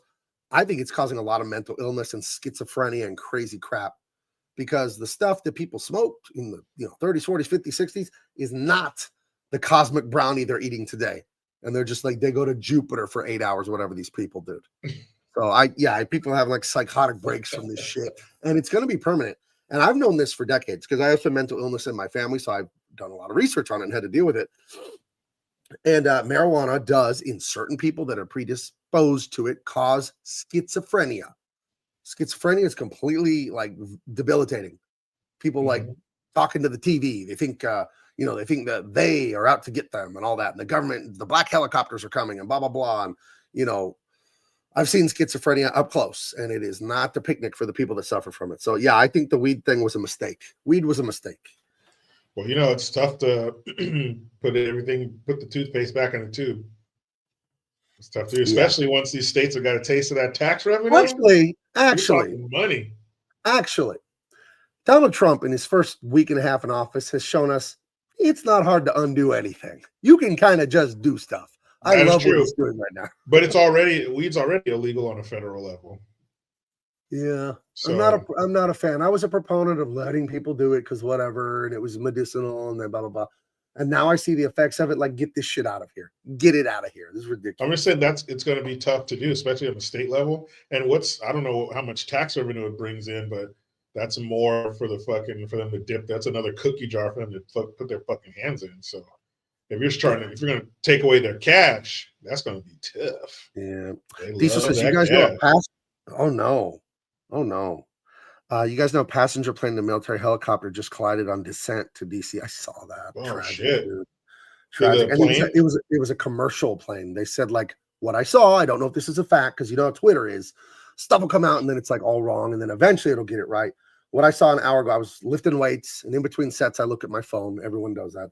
And I saw that, and it said like 60 people on board this thing. And and they're recovering stuff from the river. And he's saying 60 people on the plane and something personnel, military personnel, Black Hawk helicopter. They crashed into the Potomac River. He said atomic, but I know he means Potomac River, and likely nobody's. Oh my God, horrible. Potomac River, it's fucking. God bless their frozen families. right now. Terrible, dude. Terrible. Is it Potomac frozen right now? It's cold. Fuck, it's not frozen. It's cold as hell. It's damn near. Yeah. And we'll see more tomorrow in the sunlight. That'll get a real. Yeah, that's just awful, dude.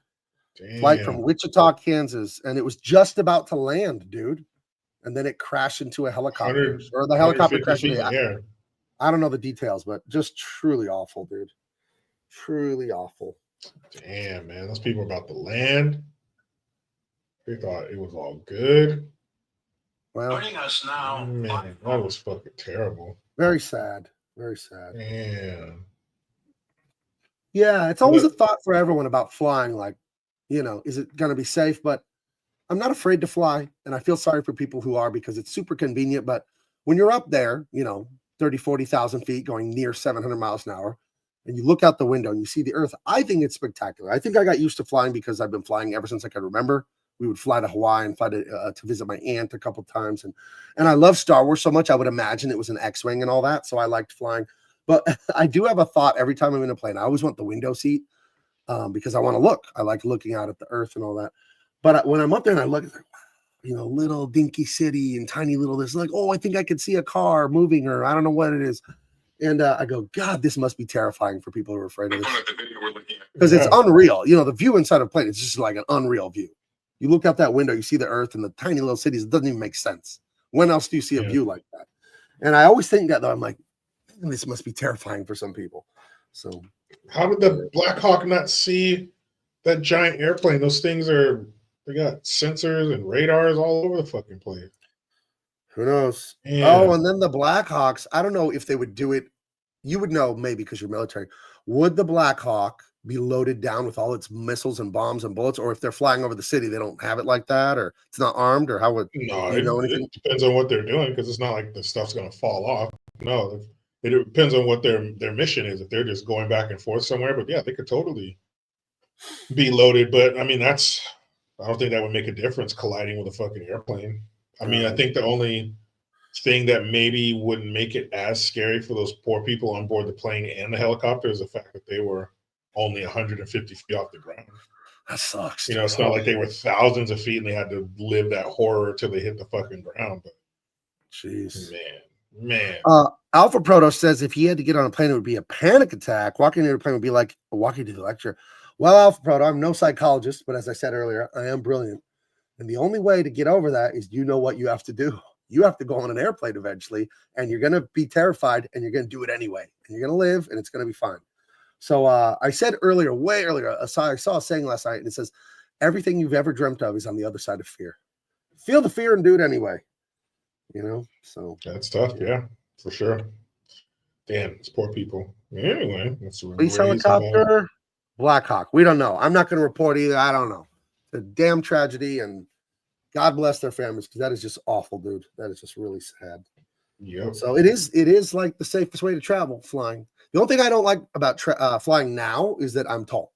I'm 6'4", and I'm not buying first-class tickets yet. Go to bigmancomics.com, buy all my stuff so I can afford first-class tickets, please.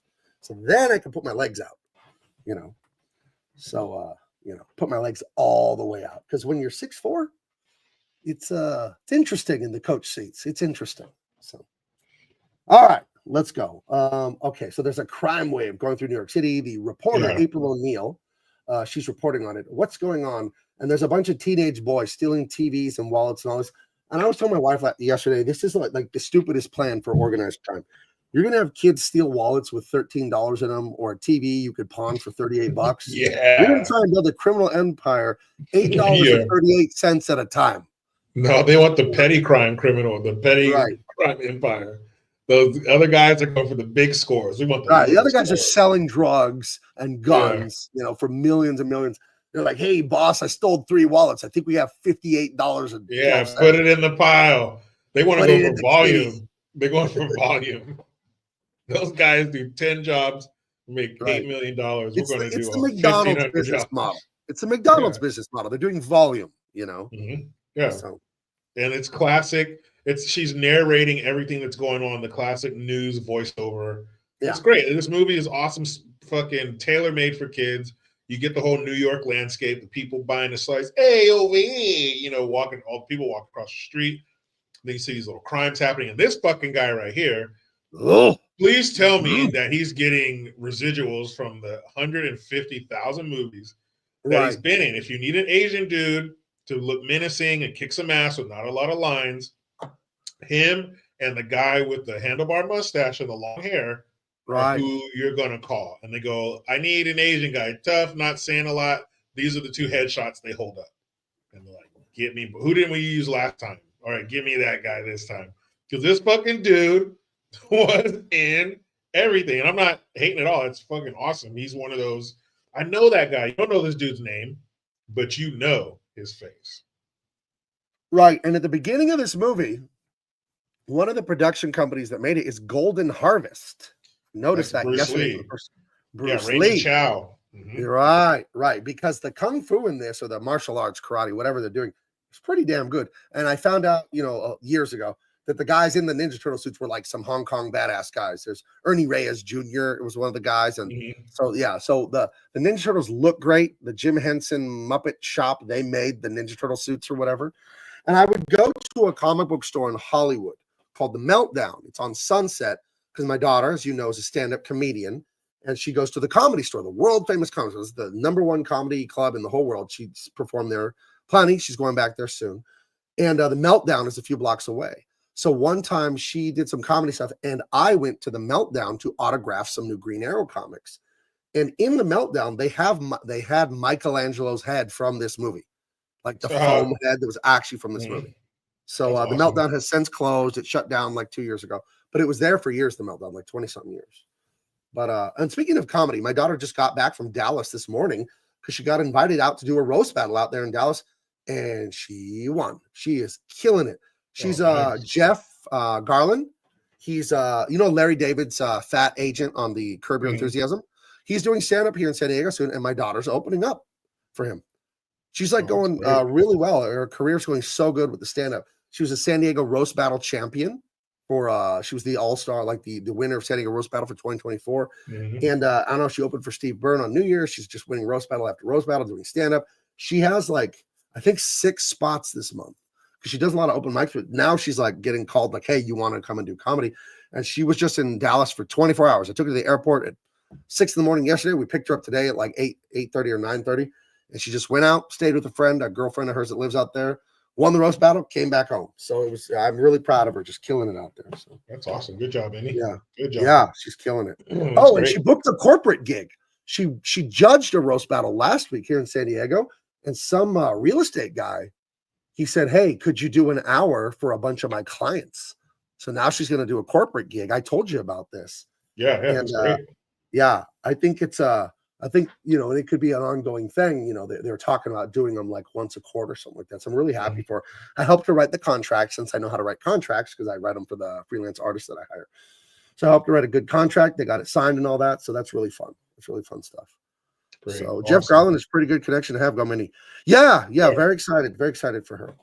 She's figuring it out. And Big Baby's old enough now that she stayed with us. We watched her for the day while Minnie was in Dallas. So. Because Big Baby's 2 now. Grant Rosh says she's going to do any shows. I'm sure eventually, the more I work with Tyrus, we eventually launch a book. I will talk to him about that because he does so many stand-up dates. I'll say, maybe she can open for you. I don't know what he wants to do because he already has an opener, and but you could have someone do 5 minutes, when they come to town. So next time he's here in San Diego or close, I'll ask him that. Like, hey, can she do 5 minutes for you? She did it for all these other famous guys. So So that's great. That's cool. Yeah, I'll ask him. That's a good idea, Grant. I will ask my pal Tyrus. Good. Anyway. Yeah. So speaking of the costumes, that's great because you don't have to sacrifice the quality of the martial arts because you have to show an actor's face. Right. The martial arts in this is fucking top notch. You don't have to worry about delivering any lines or how they look. You just put them in these suits.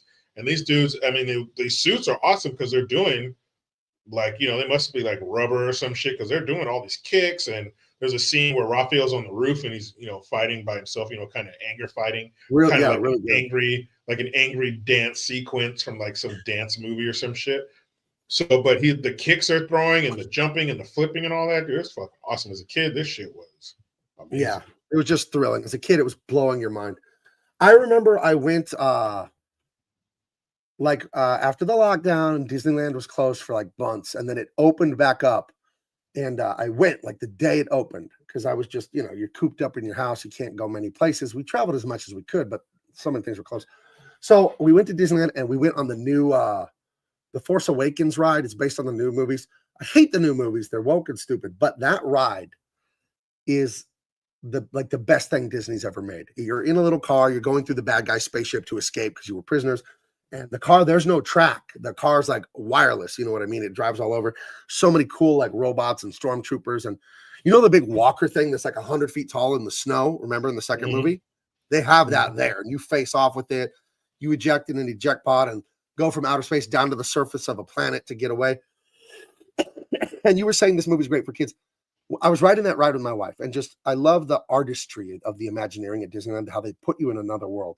I told my wife, if I was 10 years old and rode this, I would have passed out. Yeah. Because I love Star Wars so much. I would have passed out. So, but screw Star Wars. It's woke and it sucks now. Yeah, you guys fucked up. And even the foot soldiers, those weird net, like bug looking eye things that they have in the cartoon, they pulled it off in the movie. You know, I wonder what they use. It's probably something like, oh, we ended up using, you know, whatever for it, but it works. It's great. They're all in all black. They got the headbands. You know, and then this place here is like a kid. Me and my wife and I said this to each other. We were like, our son, he would love this because it's like lawless kids are smoking cigars and playing games and riding skateboards. There's arcade games, they're playing pool, riding skateboards, they're smoking cigarettes. You know, there's candy and soda and pizza. It's like the Pleasure Island in Pinocchio. Remember, all the boys go there and they do whatever they want. And they're a bunch of hoodlums, and then they turn into donkeys. But yeah, so these criminals, there's like Kid Vegas. They just let kids be awful and do whatever they want and skip school as long as the kids steal wallets for $8. You know, little shits. Yeah. So then April, she leaves the news. She leaves the news studio to go to her car to leave, and she runs into some of Shredder's goons stealing from the news van, ripping it off because this crime wave is everywhere. It's affecting everybody. So of course, you know, the pussies in her office, the men don't walk her out to her news van at night in New York City. So yeah, she runs into some ne'er-do-wells, and you know they're gonna do bad stuff. They're gonna steal. Hey, get her purse. Come here. So she takes off, and they chase after her, and it looks like it's curtains. It's a curtain for old April O'Neil. You want to know one of the stupidest things? There was a comment in the chat right here. The martial arts were so good, the moms made them tone things down for the sequel. I believe that, but someone told me years ago that England is like, you know, 20 years ahead of us on wokeness, right? Europe, they're way more woke than America. They lead the way in the pussification of their society. I remember learning years ago that ninjas are dangerous assassins or whatever. We can't have that in England. So if you like Ninja Turtles, in England, they were not called Ninja Turtles. I'm not making this up. Read that name of that. Teenage Mutant Hero Turtles. Oh, that's gay. The Teenage Mutant Hero Turtles. Okay, when we have Matthew Martian on, we're gonna make fun of him and ask him. You better explain this. You better explain this shit. I'm gonna text him right now. I'm going to text him right now and ask him if this bullshit was true. All right. What's a Teenage Mutant Mutant Hero?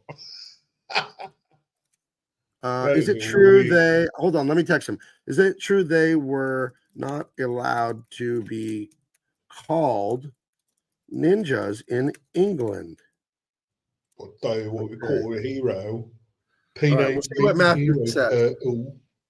That's a week. It would have been cool if she had a gun and pulled out of her purse and drilled that fool right there in the middle. Like, well, she don't need the turtle. Yeah. She gave him the death wish. She's like, "Do you believe in God?" Yeah. Well, you're gonna meet him. Dude, Just 10x that fool right there, just drop him. Watch the other She one gives him the run. 2 in the chest and 1 in the head. Tick, tick, tick. Quick, Kara says too. she learned to did it say quick. damn because of this movie. Yeah, this movie's appropriate Yeah. for kids. It's a little like violent, but it's cartoon violence. Nobody gets Yeah. like blood everywhere, stabbed. Even the and shot. sound effects, it's like boing, boing, boing, you know, and Raphael he says Right. damn like 15 times. Raphael though. does say damn about 5 or 6 times. That's the Everything's only damn. thing. Damn. Yeah. But if it depends on your household, because I saw this too, and there was no way in hell that I was going to start saying damn in front of my parents because I saw it on the No. Ninja Turtle movie. No No. way. Maybe on the playground, but that's about it. Like I'm Do you walking around my remember house. cu- Well, do you remember Raphael said it. cussing- Do you remember cussing when you were little? How bizarre it felt. Yeah, you It just- could do this adult thing at school, like in front of your friends, and you're so terrible at it.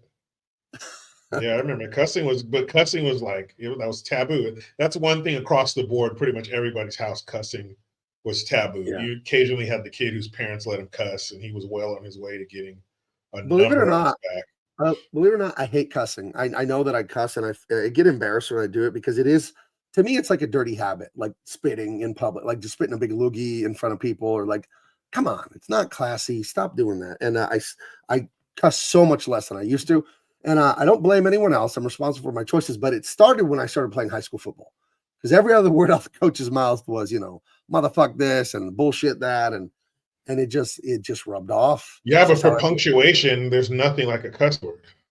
right. Like you're not going to say darn or crap. Grant Rasha said he had to buy bars of Lifebuoy soap, like in the Christmas story, Damn. for saying "damn" and "hell." I don't swear. Yeah, I wish I didn't swear, and I really watch it now because Big Baby, she's really learning to talk. So we're gonna See, bust out. I'm getting on the other end of that. Like my kids, my daughter's 13, my son's gonna be 9, like in a couple of weeks. So they know not to say that. It's not like they could just pick it up and be like, shit. And I'd be like, oh, maybe I need to You're not stop. gonna No, they play know- like they know better. you're not gonna play NWA's debut album for them. No, I'm not gonna do that. But if I were to cuss in front of them, they're not gonna start saying it because I said it. They know better than Yeah. that. But yeah, with little kids like that, hell yeah, you gotta watch what you. I don't believe in cussing in front of little kids. I think that shit's weird. Yeah, shouldn't do that. Like heavy cuss words, like ass or shit, but dropping f bombs and stuff like that in front of kids, that's so weird. I don't do that. I don't cuss in front of my own kids. Like It's a little old school to me, but I don't like it like in public, at least like in front of kids, of course, but in front of women too. Like I don't know, it feels weird. no, to me. yeah, and especially elderly people, kids. Oh no, not in ladies, front of no. grandma. No, No way. Or anybody's grandma. I don't use language like that in front of an old lady. Maybe if an older guy, if you're in the right setting, language might get a little salty, but never in front of an old lady, never in front of kids. But if it's with my homeboys, yeah, it's gonna be heavily, it's gonna be saturated with profanity because nothing can punctuate or drive your point home like a well-placed cuss word. It's just so good. So good, and it works. And I don't like use it. I want to stop it. I don't know. I'm on the other end. You're the guy. You're the friend who's trying to get clean. I'm the one who's like, no way, man. I'm still doing it. I'm You'll conscious see. of it. I'll show I'm you. conscious of it. When I do it, I'm like, okay, I'll say it. Oh no, I don't have that. I don't have that. Yeah, reaction no anymore. kidding. No kidding. I don't even think about it. Sometimes One time though, we'll be goofing on here and you'll say something and you'll see my reaction like, oh. a long time ago, my wife, I don't know, I was just talking about something. She's like, you said the F word twice in a row. Like, did I? I think that was the last time I was conscious. Whatever. She was like, you just said it back to back. It didn't even make sense. You remember the Banana Fana song? That one from the 50s or whatever? Oh yeah, fee, fi, fo. Right, but then people would always love to do Chuck, isn't it? Chuck, yeah. Hell yeah. What else are you gonna do? That was forbidden fruit. You were drawn to it like a monster flame. Anyway, we are 1 minute into this movie and it's 9 p.m. I don't Let's know what's get 2 gonna happen. minutes in. See if we can get 2 minutes in. Okay, all right. So these punks are gonna rob April, and then they're right about to get her, right? And then you hear like, whoa, some shit like that, some karate. Someone sound. breaks the light in the alley with one of the weapons. Raphael throws one of his size, breaks the light, and in the darkness you hear, and then next thing you know, the cops show up, woo, turn on their lights, the punks, and that dude right there on the right, to the right of April, his face is all fucked up. I was like, am I seeing it right? Like, they beat the shit out of that dude. Like, they beat him up pretty bad. The punks are tied up. She's okay. And Raphael, like I said, he threw his side and knocked out the light, but in all the action and the hoopla, when they escaped into the sewer, he forgot one of his sides. So he cracks it open like you saw in the, not really like the beginning because their heads are kind of sticking out, but he cracks the manhole cover to see where his side is so he can grab it. But then April grabs it, looks at it weird, and like puts it in her purse. He's like, right, she's keeping this. It's mine. Yeah, so then this is the first time you hear "damn" from Raphael. Right, he's he's mad like, that he lost damn. his sight. It's like, damn. Yeah. And then he's like, they're like normal, and he's like, fucking New York, like, oh shit, damn, what do you mean, Leonardo Splinter, and all that thing. Like, he's super New York. So I don't know. Yeah, he's I a guess real. that adds to his he's a whole mook. badass, gruff exterior, the fucking New York, who talk to me over here. But he's mad at himself because he lost his sight like a dumbass. April gets it, and then they get back home to Splinter, and they're like, "Oh, we did this and that." But then Splinter's always like, calm yourself, stay focused, remember your teachings. Right. So they're like, Splinter, Master Splinter, we did this. Like, we kicked your ass, and he's like, and they said it was their first time fighting crime. I remember Leo says, "Oh, it was our first time, and we did great. We kicked a lot of butt." And then they're like, oh, and one of the things they do when they win a fight is they all say those words, bodacious, radical. And they all awesome, tubular. And then Donatello can never come up with one. He goes, bossa nova, which is a like, type of bossa music. nova? Because he's like a nerd. You don't know what he's doing. He's like thinking about calculations and shit. And they're like, tubular. And then here's the, pizza. Of course, pizza has to make an appearance. This guy, was it 30 minutes? Or less, or it's like half off or some shit, and he's like waiting. This dude shows up 2 minutes late. He's like, nope. He turns, and then my wife and I were like $10 because he hands him $10, and he's like, hey, the cost was $13. And he's like, you were late, dude. He's like, come on, man, I tried to find it, and I was like, man, a pizza for $13. Holy shit! You can get a medium 2-topping pizza at Domino's for $7.99. You can. Right now, backwards. Yeah. Right now. So yeah, Michelangelo. They have a payphone in their sewer home where they live in the sewer, obviously, and they have a payphone like down there. Old train station or some shit. Yeah, it's like I do wonder. See, when you become an adult, you think lame questions that kind of ruin the fantasy. You're like, well, how do they have a phone down there? And then you're like, where do you get money from? He doesn't have a job. Yeah, they robbing people too. And you start asking stupid questions as an adult. It's like, listen, dude, they're talking turtles. They're talking turtles. Quit asking about the $10 bill and maybe ask about a turtle being a ninja. That's more a rat unbelievable. Too. A rat. And this is how you would piss your kids off, just poking holes in their little fantasy. They would get so mad at you. So yeah, just let them. Right. So just suspend your disbelief. So Raphael's a grumpy guy. He lost his sai. That's his 3-pronged weapon. So he goes to see a movie. He goes to see Critters, which is kind of like a bad B-movie version of Gremlins, I guess. I've never seen Critters, but I always saw it at the Blockbuster, but I never rented it. Yeah, same here. So I would imagine the Critters I saw them. They're these furry little things with a bunch of fangs, teeth. Yeah. It's like a little puffball. And I would imagine this is the kind of movie where a woman's taking a shower and you just see her boobs for a minute, and then the critter comes through the window and eats her or something like that. Like she turns around and like it ducks down. You hear like, right. She's like, Antonio 707. He Sam Rockwell, who went on to win an Oscar later. That's him right there. The star of the movie Moon. He's been in a million movies, Sam Rockwell, but I love the sci-fi movie directed by David Bowie's son. Moon was a great movie about 10 years ago. So yeah, that's Sam Rockwell. I recognize that. R.I.P. David Bowie. Sam Rockwell's still alive. Yeah, David Bowie, R.I.P. But yeah, go back one to where Raphael's at the movie theater. Like nobody's gonna notice this fucking green dude and his green. You got to be 10 years old, right? It's like get the fuck out of here. But yeah. Nobody notices because New York. Hey, it's New York. Mind your own business over here. There's so many people, so hustle and bustle that Nobody Right. notices a green dude in a trench coat, which is obviously a pervert's uniform. But Right. But he doesn't wear shoes or pants or anything because he's a Ninja Turtle. So yeah, he has like green fucking legs and his 2 toby giant feet. head. But it's like whatever. It's New York. So that's great. So yeah, he's mad that he lost his weapon. So he goes to see a movie by himself. When he's walking home, he gets jumped by some of these thieves in the park. He fights them. Well, and then first they try to steal a lady's purse. Then he gets Oh, the that's purse right. back, and then he went to chase them on the other side of the shrubbery or whatever. And then that's when he ran into this fucking guy. Casey Jones, who I love. I don't know who this actor is. I don't know if I've seen him in anything else. He looks like he could be the brother or the cousin of Christopher Meloni, the guy that's been on Law and Order SUV for 5,000 years, that Italian guy that's one of the main characters. He looks like him without the mask a little bit. But I think this is great casting. He's got that wiry, muscly look. You know what I mean? He doesn't have big muscles, but you could tell he's like a brawler, that wiry kind of look. Yeah, it's realistic. It looks Yeah. realistic. Like he's probably been, working on cars and fucking laying bricks. Or like someone that's been in prison and just doing like prison pull-ups and push-ups for like 7 years Yeah. or something, But he did the perfect, like nonchalant, like chewing gum, like, hey, what are we gonna do here? Hey, you guys want me to knock out your teeth? Something smart.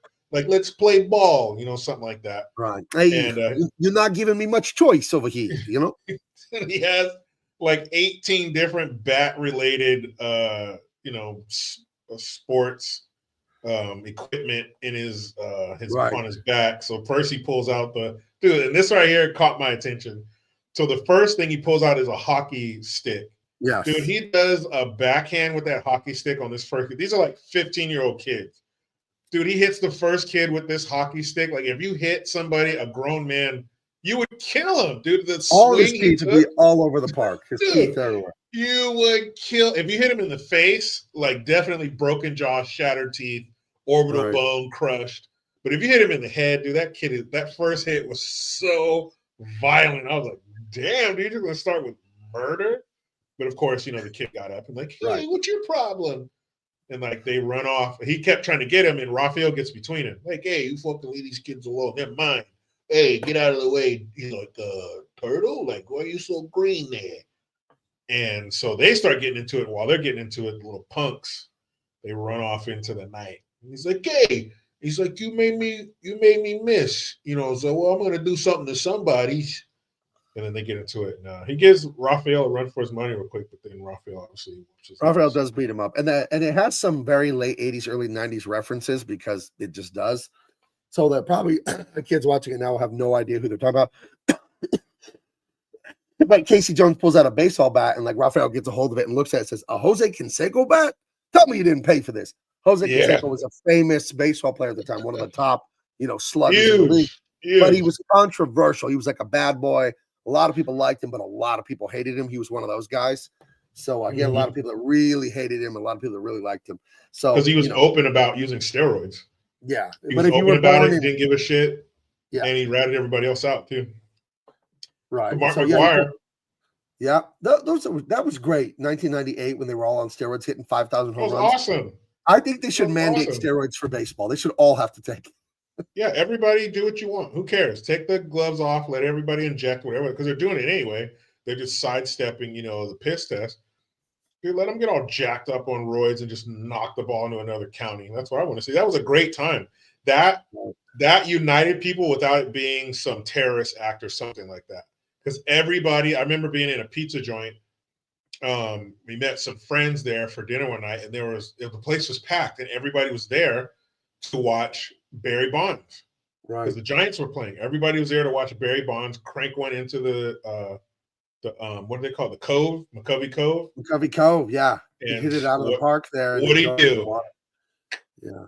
Yeah, that night, the summer of 1998, the home run chase where Mark McGuire was trying to beat Roger Maris's record, and it was him and Sammy Sosa neck and neck for the home run record. It was crazy. Yeah, both of them. Because Mark McGuire, his first run or his first fame when it came to home runs was with Jose Canseco and on the Oakland A's. They were the Bash Brothers. My brother had a Bash Brothers poster in his room. Famous and they poster. would hit their forearms together, and they were called the Bash Brothers. And so they were both known for hitting the home runs. Jose Canseco hit one into a parking lot, and somebody happened to have a video camera on their dashboard, which at the time was like, what, a video camera? And it happened to hit that car in the windshield, and like this thing was out of the park into the parking lot. So Jose Canseco, yeah, he was juiced, but so was Sammy Sosa and Mark McGwire. So then when Mark McGwire in 98 is going for the home run record, he's bigger than he was in 1987 with the Oakland. How do you get bigger at 40? Dude, Mark McGwire was huge. Yeah, was playing for the St. Louis Cardinals. He was massive. And Barry Bonds, too. When Barry Bonds was playing for San Diego, was it San Diego or Pittsburgh? San Francisco. You're neck of the woods. He played for the Giants. No. Before that, when he first came in the league. Oh, he was on the Pirates. The Pirates, that's right. When he was on the Pirates, he was a regular-sized dude. Fast forward to his 40th birthday in San Francisco. This dude is humongous. Yeah, that bat looked like a toothpick in his hands. Dude, and these dudes are just cranking them into the parking lot left and right. It was wonderful, but it brought people were going to other people's houses just to watch these guys go at it, especially when they played each other. So yeah, it was awesome. It was an awesome time. Yeah, it was. You had to be there. It was a good time. Mm-hmm. And this in 1990, this was a new decade. 1990, we're getting into, different, everything's like more technologically advanced and shit like that. This is also cool. But Raphael gets his ass whooped. Actually, Casey ends up running off. Right. And Raphael, what did he like? Throw him in the trash can or something? Yeah, he flipped him over, and Raphael falls in the trash can head first. Yeah, and he was wiggling. He couldn't get out. He was squirming, and then Casey runs off. He's like, "Gotta go." And so Raphael's like, "Damn!" And he goes back, and of course, Master Splinter can see that something's going on. Oh, Raphael, come and talk to me. He talks really slow. Right. Yeah, Raphael has a horrible anger management problem. It's his character arc, and it's one of the major themes of the movie, one of the major stories in the movie. And Splinter, he's like the stereotypical Japanese. Everything is, a lesson and some like haiku and shit that he tells. Do you know how obnoxious that would be? You couldn't just have a normal conversation with someone. He couldn't just say, "What's going on?" I'm like, "Hey, what do you want to eat for lunch?" He's all, "Your desire is what causes your suffering. You need to learn to not want anything. Is the food really nourishing you, or is it a distraction from your internal pains and anxieties?" Say, "I just want a roast beef, dude." Yeah, dude. Cut the shit, Splinter. Everything is the crane, it saw the frog. And you're like, dude, are we going to the movie? Yeah, it's I don't want a lesson every time. I appreciate the advice. Everything. I appreciate the advice, but I don't need the advice all the time. That's what I'm saying. I need you to get to the point sometimes. But he sits him down. He's like, basically, what's going on there, partner? Yeah, MJ1 Media says 80s cartoon Raphael was just sarcastic. Movie Raph introduced him as anger. That is true. That is true. Mm-hmm. Oh, Kara is it's after midnight there, so she's gonna turn into a pumpkin or go to bed. So she's going to bed. We go hang out after midnight. We need to make Splinter a character on this show. That gives he gives a lot of like advice, like because he studied like Oriental philosophy. Oh yeah. Well, you can't say Oriental anymore. I'm offended. Did somebody say Oriental philosophy? Oh shit. Hey Jericho. Hello, Steven. Hey, I heard you were talking about philosophy on how to deal with your anger. Make sure you make the right choices in life. Actually, if we're going to be accurate, we were talking about cartoon rat. That's what we were talking about. I knew a cartoon rat. Well, I didn't know. My brother knew him, and he told me about him once. He was Splinter's stand-in. He would do all the blocking and standing before they would actually film. He wasn't a nice guy. Did you or your brother? Because you said you did, and then you said, "Well, my brother knew him first, and then I got to meet him." Well, I didn't get to meet him. He called for my brother once, and I answered the phone, and then he's like, "Hey, is Jerry there?" And I'm like, "Jerry Segal? Yes, he's right here." So that was the extent of Jerry. Yeah, Jerry Segal. Yes. Is he older than you or younger than you? We're the same age. So you're twins.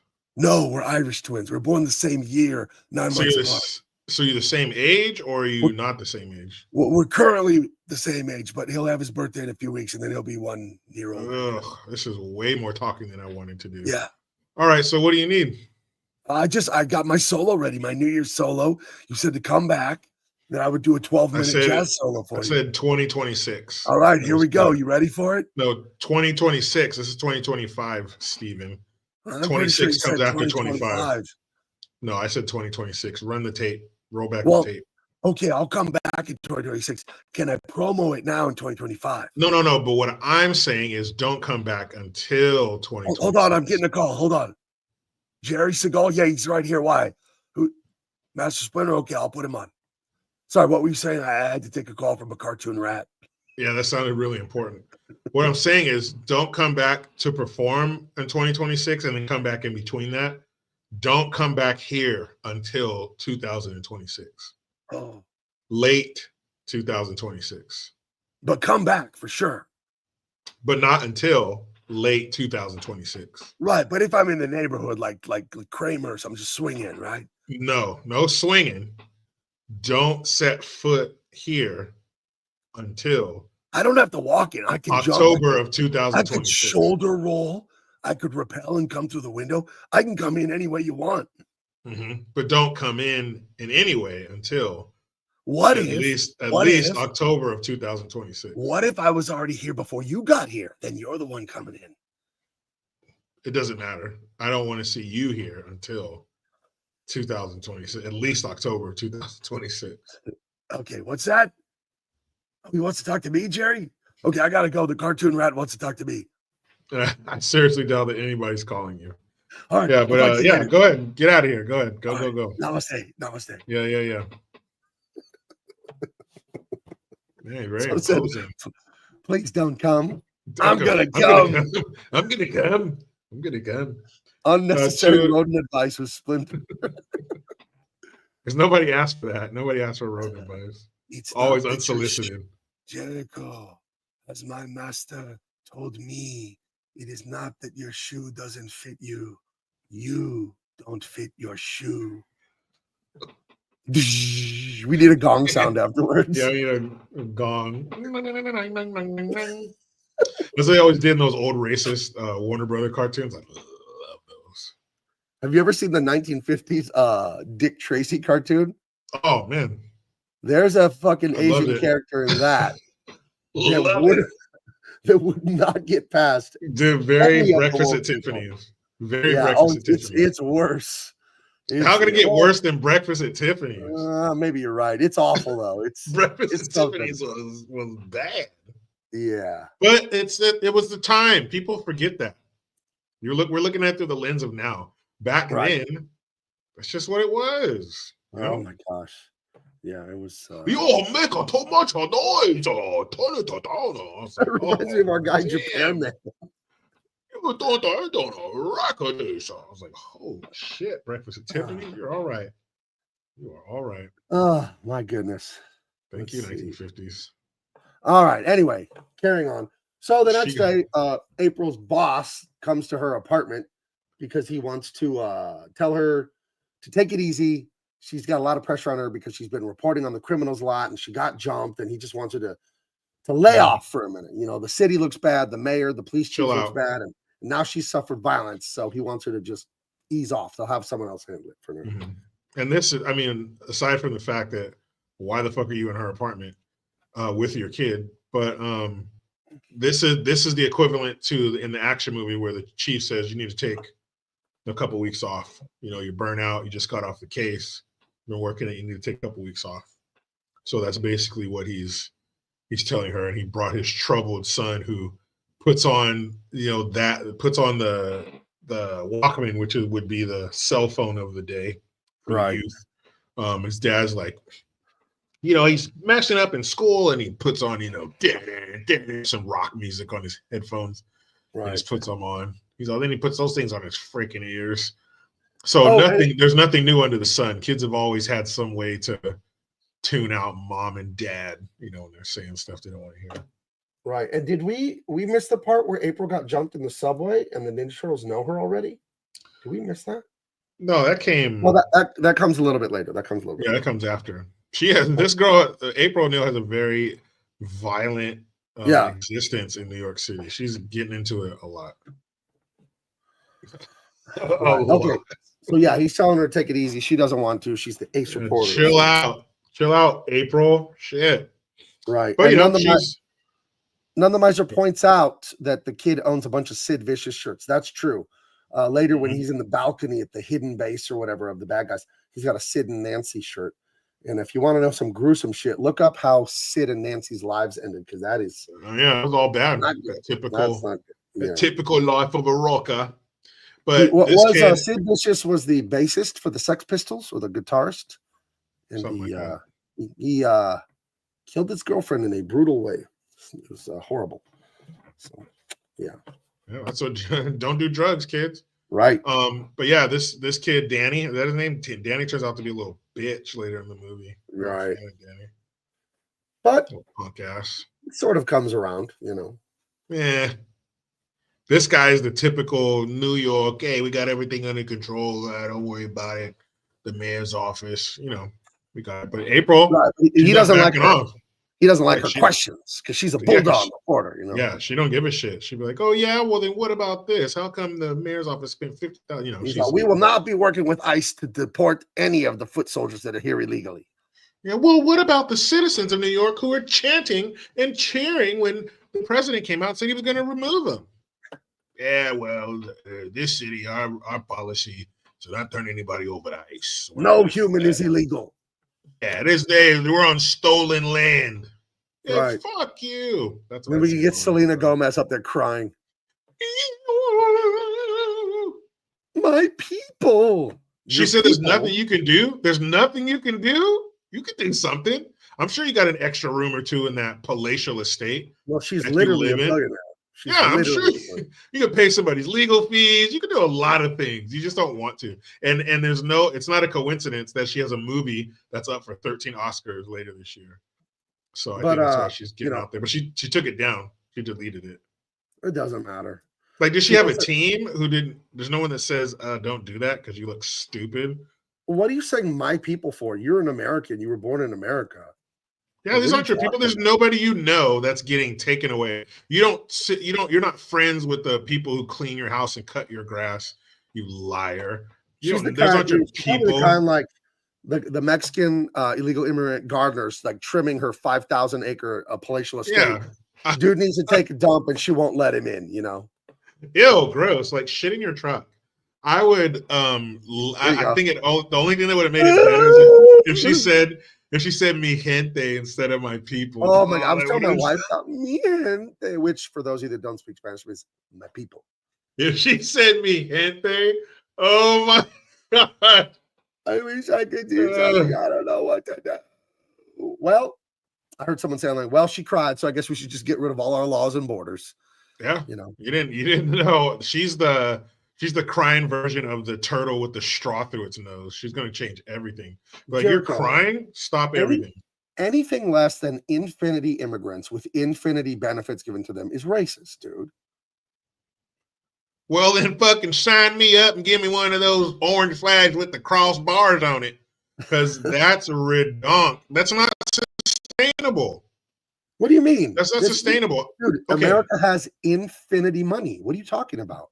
That sounds like something a child would say. Anything ever happen bad if you brought a bunch of people that didn't have our way of life and ethos, and they had a totally different culture that was opposed to freedom of speech and self-determination and individualism, and they didn't think that way, and then they got to levels of numbers where they could vote and then change our entire country at a fundamental level? What could possibly go wrong, dude?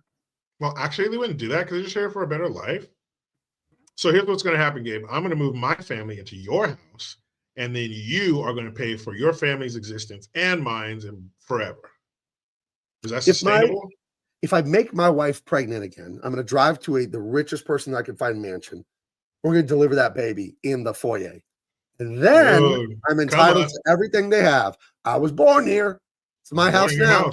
My house now. Mom, Dad, everybody, come on in. Hand it over. Oh, yeah, I'm bringing my whole family too. Yeah, and if we're here for more than 20 minutes, we have squatters' rights. So somehow we're going to kick you out. You're going to be standing on your porch with the door slammed in your face. That doesn't even seem real to me when I see news stories about squatters, and the sheriff sides with the squatter and makes the owner go away and file the paper to evict them. That doesn't seem real. There's no way it is real, but like my brain will not accept that concept. I mean, Like people if I start sat getting in your blasted. car, if I sat in your car and started driving, I steal in your truck, Jericho, and you told the policeman, and he's talking to me and you, and like, well, Gabe's driving your truck right now, Jericho, so you're gonna have to go down and fill out the it's his. paperwork. Yeah. Like So what? for it to get him out of your Like truck. if that's my house, I don't care who's in it or how long they've been there. Get the fuck out now. It's mine. Yeah. What are you crazy? There's gonna be firearms involved. Yeah, That's the only custody. way these people see how good it felt. It washed over you like There's like a catharsis. It was like when you drink something warm and you're really cold, you feel it go down. Right. You felt Feel that. it go You through felt you. that cuss word in your soul, and it felt good. Yeah. Yeah, that's they're going to drive people to that point because your home, it's not just a building, it's not just a structure. It's your home. It's your refuge. It's where else you going to go? This is home base. There's going no further than this. That's a very important thing to people. And if somebody were to handle it in a certain way, I mean, I get it. It's ridiculous. It's so ridiculous, dude. Terrible. It's the most un-American thing ever. Like if I steal your wallet and I start spending on your credit card, it's like, well, he's been spending it for a week, so it's his now until you can It's his now. And here's the worst part: you keep paying your bill, and right? I'm going to keep using your car. Oh, I saw one, dude. You won't believe this. I saw one like that where the squatter wouldn't leave, so the landlord, the owner of the house, like, I'm not going to pay the gas, electric, all that, and the court told him he had to. They told him he had to. He wasn't going to freeze that guy and starve him. No water, because it was somewhere cold in the winter. Like, no, you have to keep paying the heating bill. You can't have bullshit. Oh, can you bullshit. imagine, dude? That's like how do we even end up with laws like that? It makes no sense. It's insane. That's like a dude who's married to his wife for 20 years. She bangs somebody else, divorces you. You have to move out and keep paying the mortgage on the house. And she moves some dude in, and you're paying the mortgage, and you have to move into a fucking shoebox. And then, oh man, your ex who cheated on you with this fucking pool boy or whatever he is, they're going out to steak dinner on your alimony money. And if you're it's alimony, eating a can of beans on a hot plate, Yeah, you're on a futon. That's your couch and your bed. Right. Everything you eat comes out of a can or some packaging that says 20% more sausage. I 100%. I 100%. There shouldn't be no such thing as alimony. That doesn't make any sense. You know what's worse than alimony is palimony. Palimony you have to pay for life, even if she gets remarried. You still got to pay for some other man's existence. That doesn't even make any sense. How is another human being entitled to the life of another person? If you don't want to be married to someone, then you don't get their money. How does that even make sense, dude? I understand if you built something together. Husband and wife, you get married, you open a bakery, you get divorced. Well, that's half hers because you opened it together. Okay. But if I go to school, I become a lawyer, I become a partner in a law firm, I'm a bajillionaire, then I get married. Sorry, you didn't build that. That's mine. Yeah. And if we split, that's mine. It's not yours. That's ridiculous. Hey, and why don't you just play your part and you can enjoy this wealth I created? Like, what are you doing? Shut your ass up. Play your part. Shit. If there's alimony for money because she got used to that lifestyle, well, guess what I got used to when we were married?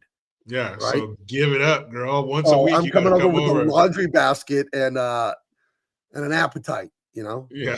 No, I'm don't overcook the eggs. I'll do my own laundry, but I'm coming over for something else. I'm coming over for a different kind of sustenance that I got used to. That shit is insane, man. It doesn't even seem real. Well, that's why so many young men say they don't want to get married today, because then they get divorced or they get raked over the coals because the courts are completely sexist against men. I've seen it in my own family. Many people in my family have been divorced. And the guys they get destroyed. They get destroyed by the courts. It's so unfair. It should be illegal what they do. It makes no sense. How much would you not fuck it up if somehow in another dimension, men were in the position of women, as far as you could find this rich woman who's already created a bunch of wealth and she's willing to marry you for life. All you got to do is whatever you're supposed to do. All you gotta Like do I'm is not clean. fucking that up. Listen, Jerko, here's the Are bar. you fucking kidding Clean, me? clean, cook, sex. Don't be a nagging bitch. That bar is so Done. low. That bar is so Done. low. It's 4 feet underground, that bar. Dude, laundry and everything's done by noon. Right. I'm And don't fucking get fat. chilling. Everyone puts on a little as they get older. Don't get fat. Don't be a walrus, okay? Jeez. Dude, I'm chilling for the rest of the day. When she comes home, dinner's ready. I'm blowing her back out, and then we're going to bed. She's gonna read her book, her fucking, her smut novel. I'll read something about history, and we'll go to bed. Do it all There you over go. again tomorrow. Are you kidding me? Can you I'm not imagine? fucking this What up. do you have to do? Oh, I got to make bacon and eggs at 7:30. Oh, Done. Are you easy. kidding me? I'll be up at 5 a.m. with a podcast. I'll be listening to shit, fucking making homemade bread and shit, girl. You kidding me? Right. I'm fucking blowing this is a meal ticket. This is easy. Right. He's out there going to fucking meetings, talking to HR, sitting in traffic, eating 7-Eleven hot dogs, staying late. Yeah. Hey, and you want to throw 2-3 kids into the mix? No problem. They'll be out of the house by 8:30. I don't give a shit. Right. Fucking take them to school. I'll be chilling. Just stop by the grocery store. That's easy day. My favorite part of Easy. the day to not work is the time that I mostly work. My favorite part of the day to be out and about is 8 or 9 a.m. till about 1 p.m. That is like the money part of the day. To me, that's my favorite part of the day. I don't want to work in the morning. I want to have a long breakfast. I want to go out somewhere. I want to have a nice lunch outdoors with the sun because it's San Diego. You're on the patio of a restaurant with a delicious sandwich for lunch or something. It's so nice to be out the main time that I work every day. Yep. The beautiful thing. That would be easy to hold on to. Grant says he has to wake up in 30 minutes. All right, try to get some rest there, buddy. Oh, All right. Somebody's Well, having 2 Red Bulls. we are not Jeez. doing good on getting this movie out. Hey, So we're we're 8 gonna minutes have to in. blaze. Let's blaze through some of this. Let's go. All right. So she's bothering the police chief. He doesn't like it. What's going on with the crime wave? Why can't you do shit about it? He's really mad about it. Ninja Turtles see her on TV. They're all attracted to her, which is a little weird because they're not humans, but whatever. I have the same questions about Jabba the Hutt. Why did he love Princess Leia? Because doesn't Princess Leia look as gross to Jabba the Hutt as Jabba the Hutt looks to us? I don't know. The interspecies thing, not cool with it. It's very weird. Anyway, she leaves the press conference with the cops. She goes to the subway. She gets jumped by the foot soldiers, who I think look great, and I love the mesh eye protectors. I think that's a great solution to the design from the cartoon. And again, you can have great martial arts without worrying about, acting too. Like these guys just come in and kick ass, and it's great. Right. And she tries to fight them off. They smack her around. They knock her out, but Raphael comes and saves the day. Yeah, they do. They beat her ass. It's not good. Then he gave her a backhand first, and then she got mouthy again, and he fucking knocked her out. I was like, dude, look who's in the chat. Look who's in the chat. Cowabunga Dave, dude. Dude, what's up, bro? Gnarly, dude. MJ1 Media says they may not be humans, but they are teenage boys. Okay, well. Yeah, they'll fuck anything. But that was Jabba ruthless. Didn't love Princess Leia. He was just trying to humiliate her, but he put her in the little skimpy, the super sexy bikini. Like, why would a slug alien monster care about a bikini? I don't know. You want to see those tits? But he's a weird mollusk. Mollusks don't care tits about tits. I don't know. I feel like Jabba's an ass man, though, as fat as he is, So I don't know, man. That just shows you how powerful the human female body is. I'm trying to think of something prettier. Galaxies. I'm trying to think of something prettier in nature that you can look at, and I'm coming up empty. Yeah, Jabba the Hutt had a word for tits in his faraway alien language. Show me the knocker. Exactly. It was in English, but he had a word for it, and it was. Alpha Proto says George Lucas did say Jabba had a thing for other species. I knew he was a pervert. He's a degenerate. Yeah, dude. It don't matter. If you're a female, Jabba's into it. You know what? None of the minds are sticking up for our buddy Jabba.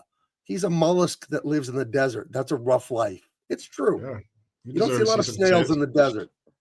Yeah, their life's usually based on moisture. That's crazy.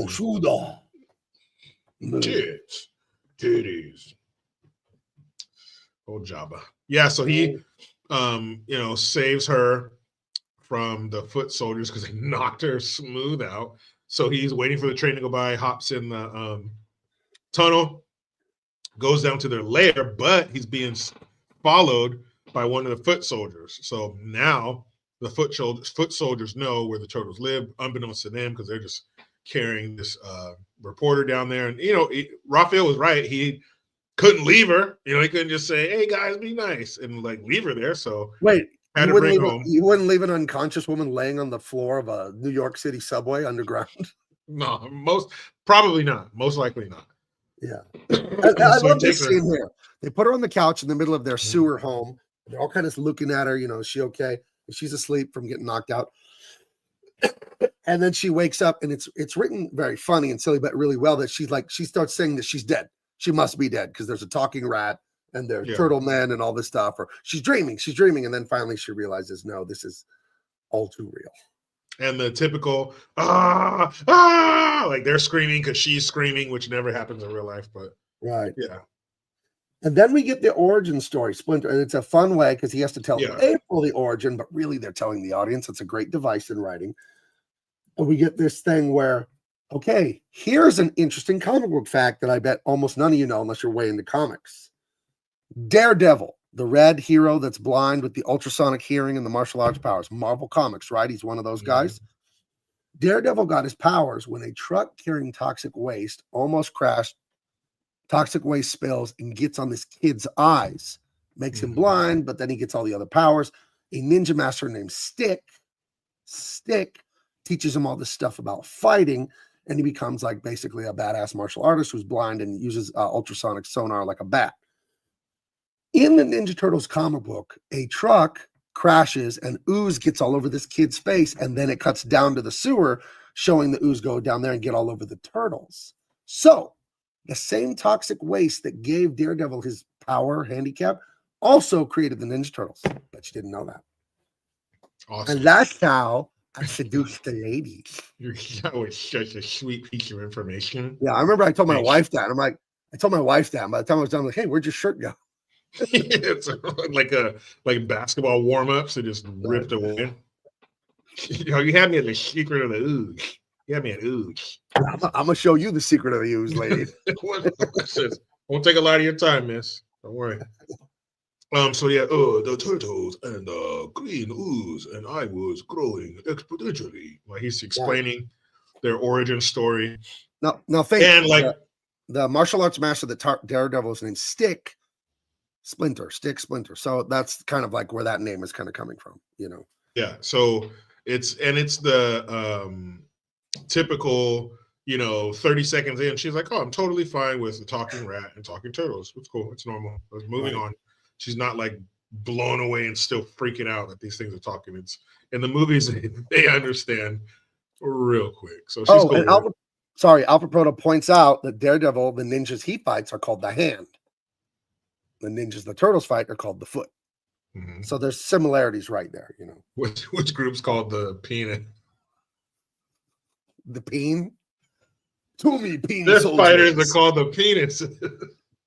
You don't want to be on the part. crew that's called like the sack, Yes. The taint. I don't want to be on the taint group.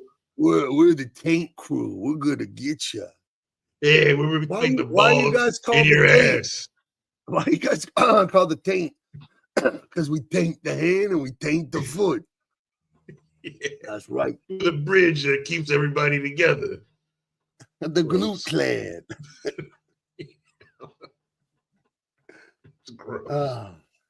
Anyway, moving forward. So yeah, they explain. What if you were like on a really weird body part clan, like the Gabella clan, the Labrum clan? The Gabella clan. Gabella is the angled down part right here between your eyes. The labrum, and then you have the philtrum.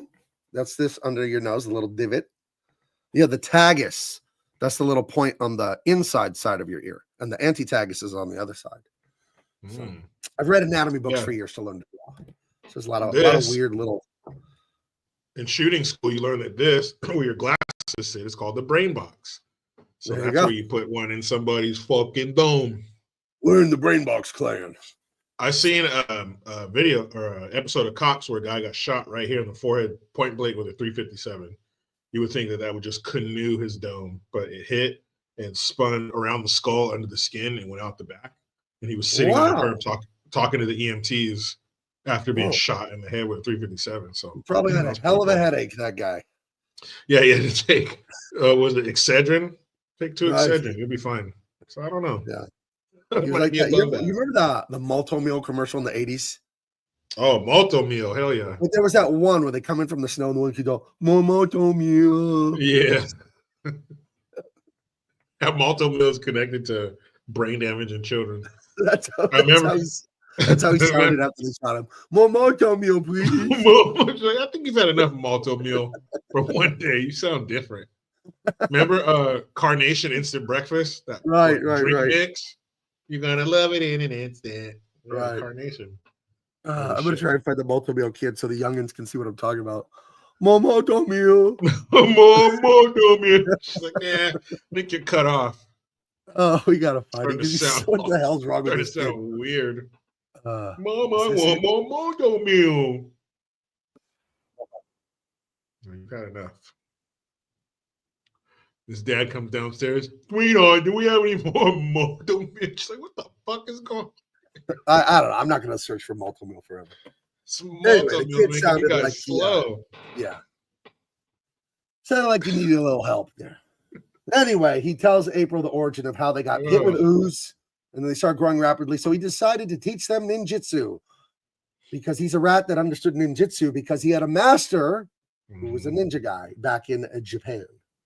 How he ended up in New York, I'm unsure. It's been ages since I read the comic, so who knows? I don't know. I think did he say in the movie?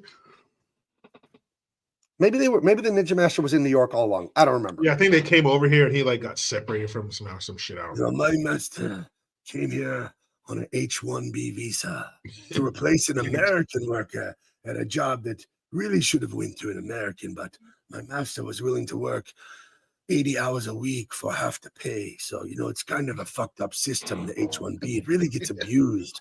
But I feel like Trump's going to put a stop to that. So She's like looking at her watch like, fuck, get out of here. This is boring. it's weird, too, because the H-1B is supposed to be for specialized employees, but it was just a line cook at a Chinese restaurant. I don't think they should use H-1B visas for things like that. Yeah. And let me tell you about my thoughts on the American health system. Like, On the other hand, we'd still be in Japan if it was not for your generous H-1B system. And we will never forget August 8th, 1945. What shocked me about the bombing in Japan is that the emperor did not surrender after the first nuke. That kind of never made sense to me. Yeah, that was a bummer. That the blue-eyed devil had a bomb that erased the city, and we're like, you know what? I'd like to see you do that again. Oh, shit, they did it again. Drop another. Oh, wait, no. Yeah, that's fucked up. So, What a resilient little bastard, wasn't he? He's like, you know what? Yeah. Give me one more. You got another one? What else you got? We got another one. oh, a All nuke. right, all right. I'm so scared of your nuke. Yeah, the Emperor of Japan was born in New York. What else you got there? All right. You win. Here it is. Uncle. Peng Shen persuaded Yoshi to flee with me to America. There you go. To America. Yeah, either way, he's here. Yeah, And, they're here, up in NYC. They're here. And their shit, so while they're gone, I think they're gone fucking around with April. And then the Foot Clan shows up and destroys their place. And then they got to move in. And they with, kidnap Splinter. They beat Splinter's ass, kidnap him, and destroy the sewer hangout. But don't they? No, but they in that same scene they beat the turtle's ass because Raphael's all mad. He goes up on the roof and he's up on the roof while everyone else is getting their ass kicked in their house. And then they get him. No. He's getting his ass kicked first. That's right. They're kicking Raphael's ass on the roof first, and then they throw him through the skylight in Oh, that's April's not yet. apartment. That's not yet. That's after they go to April's apartment / thrift store. That's a little later. It's a little later. Oh, so they just snatch Splinter. They snatch, that's right. yeah, because this is her house with the blue table. They just like take her home to walk her home or whatever, so she's safe. And when Oh, they yeah, come yeah, back, that's right. the Foot has got Splinter. Because remember, one of the Foot Clan guys followed Raphael from the subway. Yeah, So from when no, he carried her. Yeah, Splinter He gets carried her there. abducted without the Turtles knowing about it. They come back and it's like, no. So yeah, See So- ya, you rat. yeah. So we get an update Speaking of on this rats. kid. He's getting in a lot of trouble. This is what David, right? He's the son of the newspaper man. Danny, sorry, Danny, a little shit. Yeah. Yeah. Screw you, And Danny. and then okay, so the Danny. Turtles, after their place gets destroyed, they come over to April's to like, what are we gonna do? And they need somewhere to stay because the Foot knows where they live now. And again, she lives in like an apartment that's above like a antique thrift shop or something like that. I don't know. So 5,000 square foot apartment, by the way. right, They always So have the the boss- giant apartments in these movies. right. The boss comes in. I feel like I'd feel weird if my boss was at my house and I was in my PJs. That's what I mean. She's like in the Yeah. mirror trying to cover up her bruises, and he's like standing behind her. And then when she opens the door this time, he just walks in. Right. Like you don't do that to somebody you know. You don't just walk into their house like that. Like the fuck. Yeah. I was like, nah, man, this boss, he's getting a little too close for Right. comfort. But you know, And then there's this some is- comedic bits in here about real fun visual gags where the Turtles have to hide from this boy and his dad. And Danny sees one of the Turtles in a mirror Mhm. in under that blue table. He turns around, the guy's gone. They're in the bathroom and she's like brushing her teeth or washing her face or whatever. And she asks the boss guy to hand her a towel. And when he reaches for the towel, he like opens the shower curtain and she's freaked out because when she's brushing her teeth, she sees like Donatello in the shower. So when he Yeah. opens the shower, oh, nobody's there. And then like, oh, Donatello's hanging to the ceiling. So they get to show off their little bit of their ninja hiding ability, you know? Yeah. And why Yeah, is he in her bathroom when she's washing her face? Why Yeah, I is your wouldn't- boss standing in your bathroom? Yeah, that's a little, yeah. Is that even your boss at that point? Like, what the fuck? That's like the time you followed Hulk Hogan into the bathroom at the radio station. Yeah, I was like, oh, here we go. And I was like tickling. I was like, come here, you. Let me get that for you. And I unzipped his Let pants. me- I'm like, what you got? You asked to see the 22-inch python and he didn't. Yeah. You were talking about his biceps, you know, like Yeah. I unzipped his pants. I pulled it out for him. I was like, yeah, not bad. remember, more than 2 shakes and you're playing with it. You're playing with Okay? it. Once you shake, you're having too much fun. Yeah, 2 shakes and you're Agreed. done. Agreed. I'm when I go to Vegas, sometimes I'll go to the big UFC fights at the T-Mobile Center. It's really fun. And the bathroom is a problem with these things because it's a big circle. It's an arena, like a basketball arena or whatever. And there's bathrooms every so often, and like the lines get long in between fights. Even the men's room, which never has a long line. That's And I crazy. remember we're like standing like 20 deep, but there's like 20 urinals. So there's just guys coming and going, peeing. And some guy was drunk in line behind me and he yells to the entire crowd, all right, 2 men to a urinal. And just everyone started laughing. Bathroom humor. Wait, is this this is not a real line? Alpha Proto adds one in with the boss at her house. You know, April, Danny could really use a good female figure in his life. Things haven't been the same since Martha left. No. He starts putting the pressure on her in her nightie there. Puts his arm on the wall next to her so she can't Yeah, he walk just away. does that move where he just puts the arm right next to her head and leans in. No. It's just already crossing fucking lines. Why not? Oh, and then In the she goes, bathroom with her. then she goes, Martha, why did you say that name? Why did you say that name? No, Superman says that. That's right. That wasn't great writing, I got to tell you. That the entire climax of that movie hinged on Superman and Batman had the same name for their moms. Yeah. Not But great. in reality, Batman would fuck him up. I hate No that. way. What are you talking about? Or no, I'm Superman. I mean, Superman. Right. Superman would fuck Batman up easy. He'd fly up in the air and laser beam his ass in half. It's over. Right. Or just tear him in half like a fucking piece of paper. He's Superman. How the fuck? Tear him in is he half gonna be- like an 80s pro wrestler in a phone book. Just- Yeah, come on. Superman. Kill anybody. Anyway, he tells her that no more reporting for her. You know, that's enough. You got to stay Yeah, back. chill. It's been too much. Chill. Chill, The bitch. police commissioner's mad as hell. You already got beat up in the subway. You got jumped in the alley. That's enough. Well, he says He that. takes- He says, what do you say? The police chief's breathing down my neck. Right. He actually says, I was like, what is this, a fucking 90s cop movie? Just And just it's- like I'm breathing down your neck in the bathroom here, April. Yeah, but I'm like really breathing. Yeah, Very it gross. looks like you could really use a man around here. Yeah, let me get some. Yeah. You missed a spot. Pretty girl like yourself alone in the city, huh? Yeah, you smell great. Yeah, he's got that really breathy, creepy voice. You know, This is before sexual harassment, people. Yeah, These are the good old days. yeah. Um, I'm gonna miss your pretty face at the office for a while. yeah, nice ass. Yeah, this is when, you know. But I can imagine you anytime I want to. Yeah, maybe I don't have to. Yeah, I don't think men and women should work together. But anyway, that's another podcast. Yeah, that's a whole other thing. Another video. But yeah, he's bitching Danny out. And you know, what teenager wants to hear that shit? And so when he stops, like at a red light, Danny gets out and just takes off running. Danny!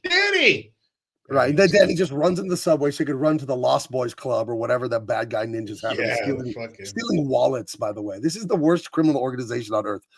The Foot Clan should have their asses beat just for being stupid criminals. Yeah, but it's all about volume, remember? The McDonald's business model. Okay. A, B, C. Always be closing. All right? Put that coffee down. Coffee is for closers. I need you stealing 800 wallets this week. Johnson, how many wallets did you steal last week? 800, sir. Perfect. All right. See, if Johnson could do it and he's a fucking idiot, why can't you do it? What is your problem? I am an idiot, sir. Yeah. First place is a cut. What is that? A Cadillac Cutlass or whatever. Second place is a set of steak knives. Third place is you're fired. Yeah. Third place is my foot up your ass. Yeah, dude, it's all about volume. So every weekend each kid has to they're not the head clan because they're stupid. It's about volume, damn I wonder what Leave you know, them like if alone. you catch a fish or a lobster and it's too little, they tell you to throw it back. I wonder if these kids steal shit, but it's like it's worth 48 cents. Shredder's like, come on. You gotta 48 cents. steal something worth $5 at least, you know. Times what though? They're deep in the pawn shops. I guess. And then how many TVs can you pawn before someone catches on? You're gonna pawn 800 1990. Nobody gives a fuck. How many pawn shops are there? You're gonna pawn 3,000 TVs in a month? Right. All across the city, man. No. These are all mine. I really owned 3,000 televisions. I love TV. No, it's all across the tri-state area. New York, New Jersey, and what's that? Connecticut. Right. You go to Philly, that's only an hour and a half away. They gotta spread it out, man. They gotta spread it out. Every kid, 800 wallets a week, minimum. So that we get to see a little bit of the training here. The bald-headed guy that just goes, He just points and makes fists. He's training with the guy, and the guy like good blocking. Is like, very good. And the guy like bows to respect him, and then he kicks the guy in the face. Never take your eyes off your enemy. It's like, did you have to kick him in the neck to make that you point? have to kick his fucking knock his teeth out. Like, by the way, these are high schoolers you're beating up, dude. They're not like fully developed. You gotta kicking their ass, dude. Beating up teenagers, dude. Just being a dick. And that Shredder, it's perfect. Look at those blades on his shoulders, the helmet, the mask. It was fucking nailed it. Oh, it looks fantastic. Blades over his hands. Yeah. Every little boy wanted that. It just blows you away as a kid when you see this. So. Yep.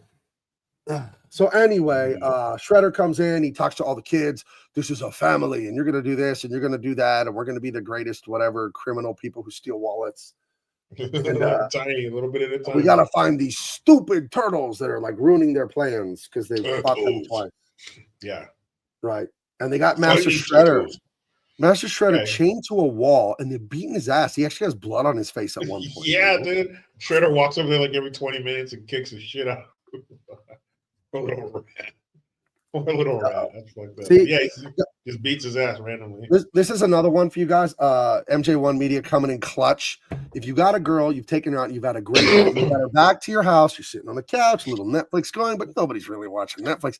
Drop this line on her, and she's yours.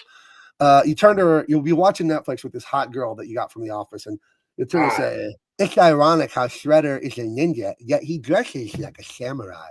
He's like, ew, boom! Jimmy. Boom. She will jump on you and just start kissing you. So, yeah, her underwear will evaporate if you say that. It's like turn to steam. Ew, everybody panties now. This is There not isn't. a power that women possess. That as men, we get so granular on this stuff, you know. Like, well, 45 ACP in that situation, it's not going to be the same as 919 Parabellum because, Yeah. we get a little nerdy sometimes. Our inner Dwight Schrute tends to come out when we get very obsessed with things. It's okay. That's okay. But yeah, they're kicking old Splinter's ass here, and he sends them out. Go breed the turtles.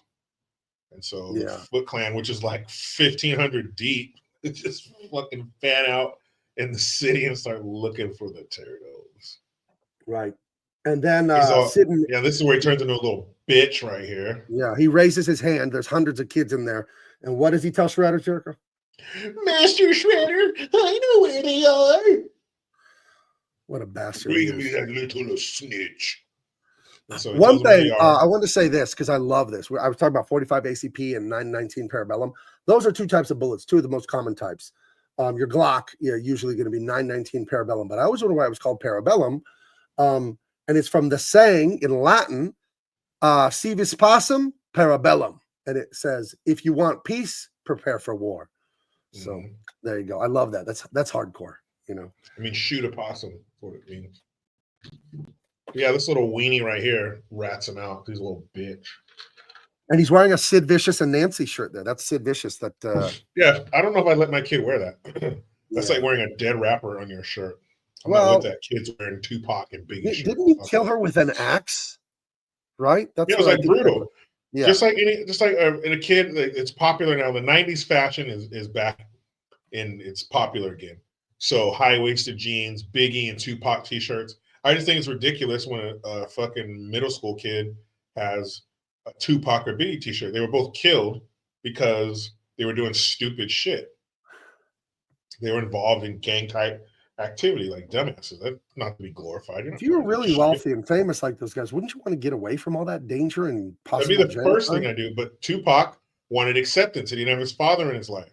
So he wanted the acceptance of males. And so he got involved in some dumb shit. He was already rich and he starts hanging out with Crips. So why the fuck would you hang out with Crips and you're already a millionaire? Because he wanted to be accepted. And then Biggie, just getting involved in that whole 90s. I think Puffy had him killed, but I'm mostly either way. indifferent. I'm mostly indifferent if you call me Big Papa. Don't Some worry. I people, won't do well, that. some people love it when you call him Big Papa. Yeah, I get it. I'm indifferent, So. Yeah, I mean, as long as my wife does it, anybody else, we have a Right. problem. Let's be honest. If you, and you do have to, if you are a true player, you have to throw your hands in the air. So, Yeah. Yeah. That's right. Rules number 1 and 2. Right. That's the only Biggie song that I know. The Super Hypnotized, the super famous one. So Yeah. None of my says they lost me at quote Death Row Records. Yeah, I guess it was kind of in the name of what they were doing over there. So Yeah, hello. Sometimes it's in the title, people. I've never Sometimes it's in the title. I've never liked rap music. I've always hated it because I always thought it just glorified degeneracy.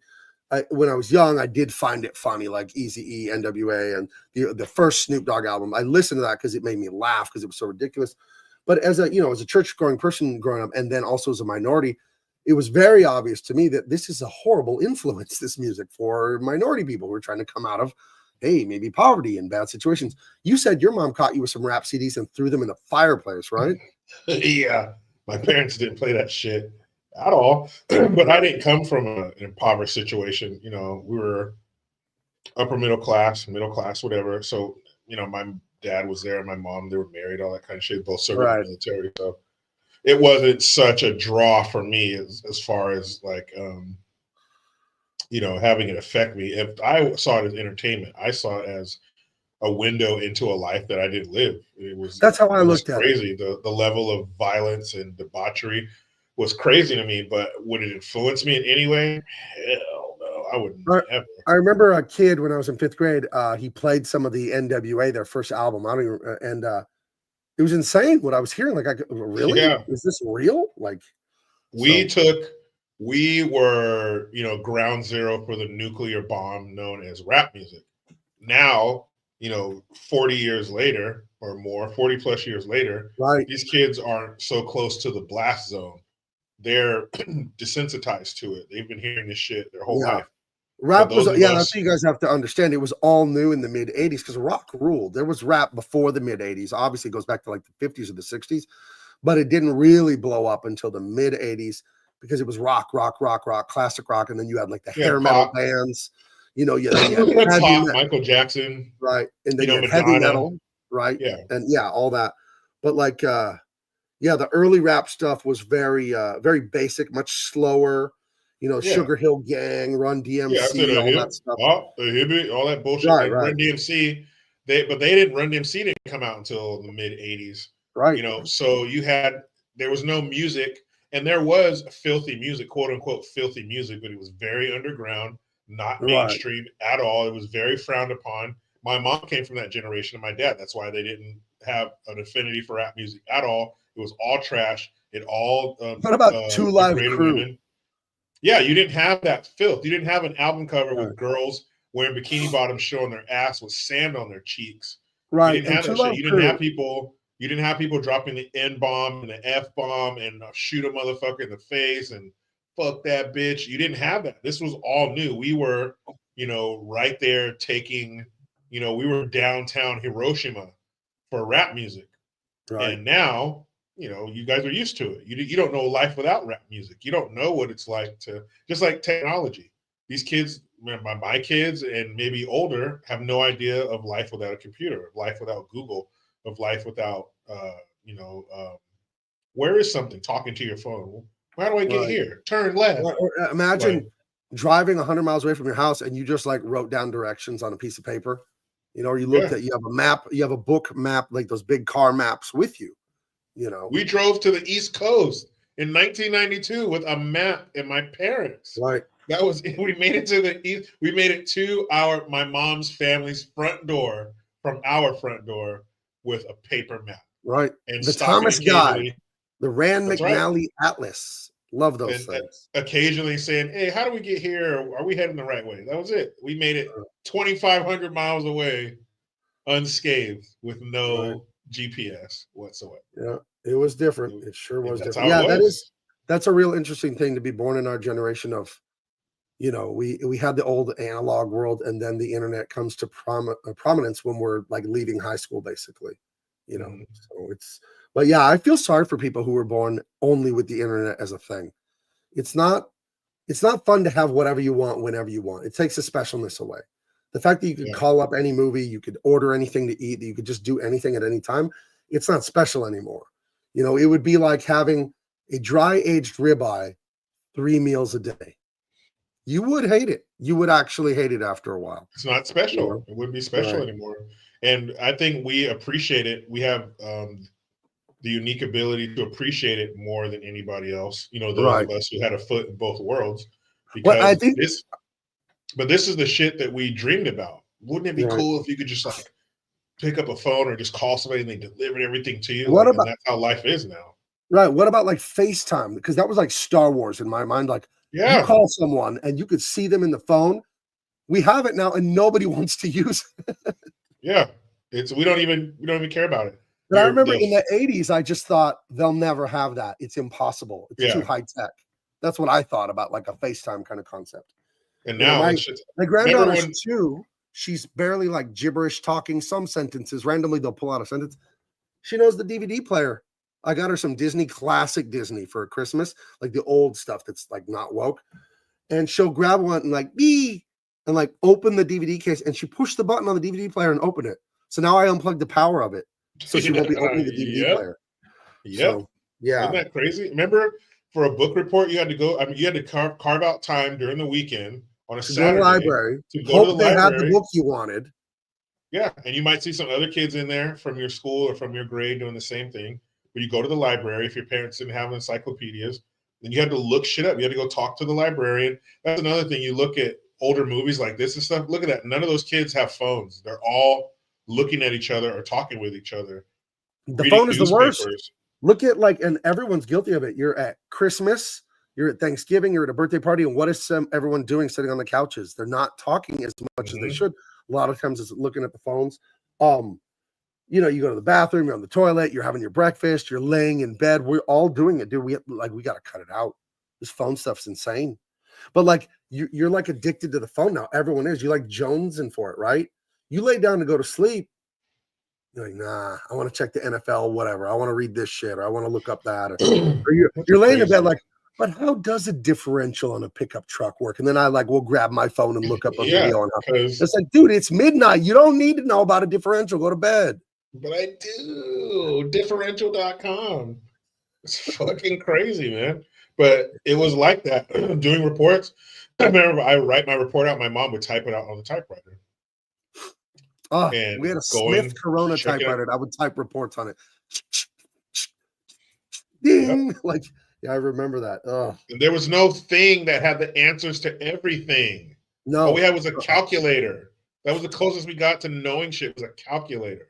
Right. Because you could punch in, ooh, what's a million times, a million and all this shit. But that was about as far as it went. Now, fucking, you have a thing in your phone, in your pocket, your phone that's, anything. What's the answer to this complex equation my teacher's asking me? What's this? What's that? What's the distance? Like, everything is there. It was just fucking, we had to work for it, We had to work for it. Yep.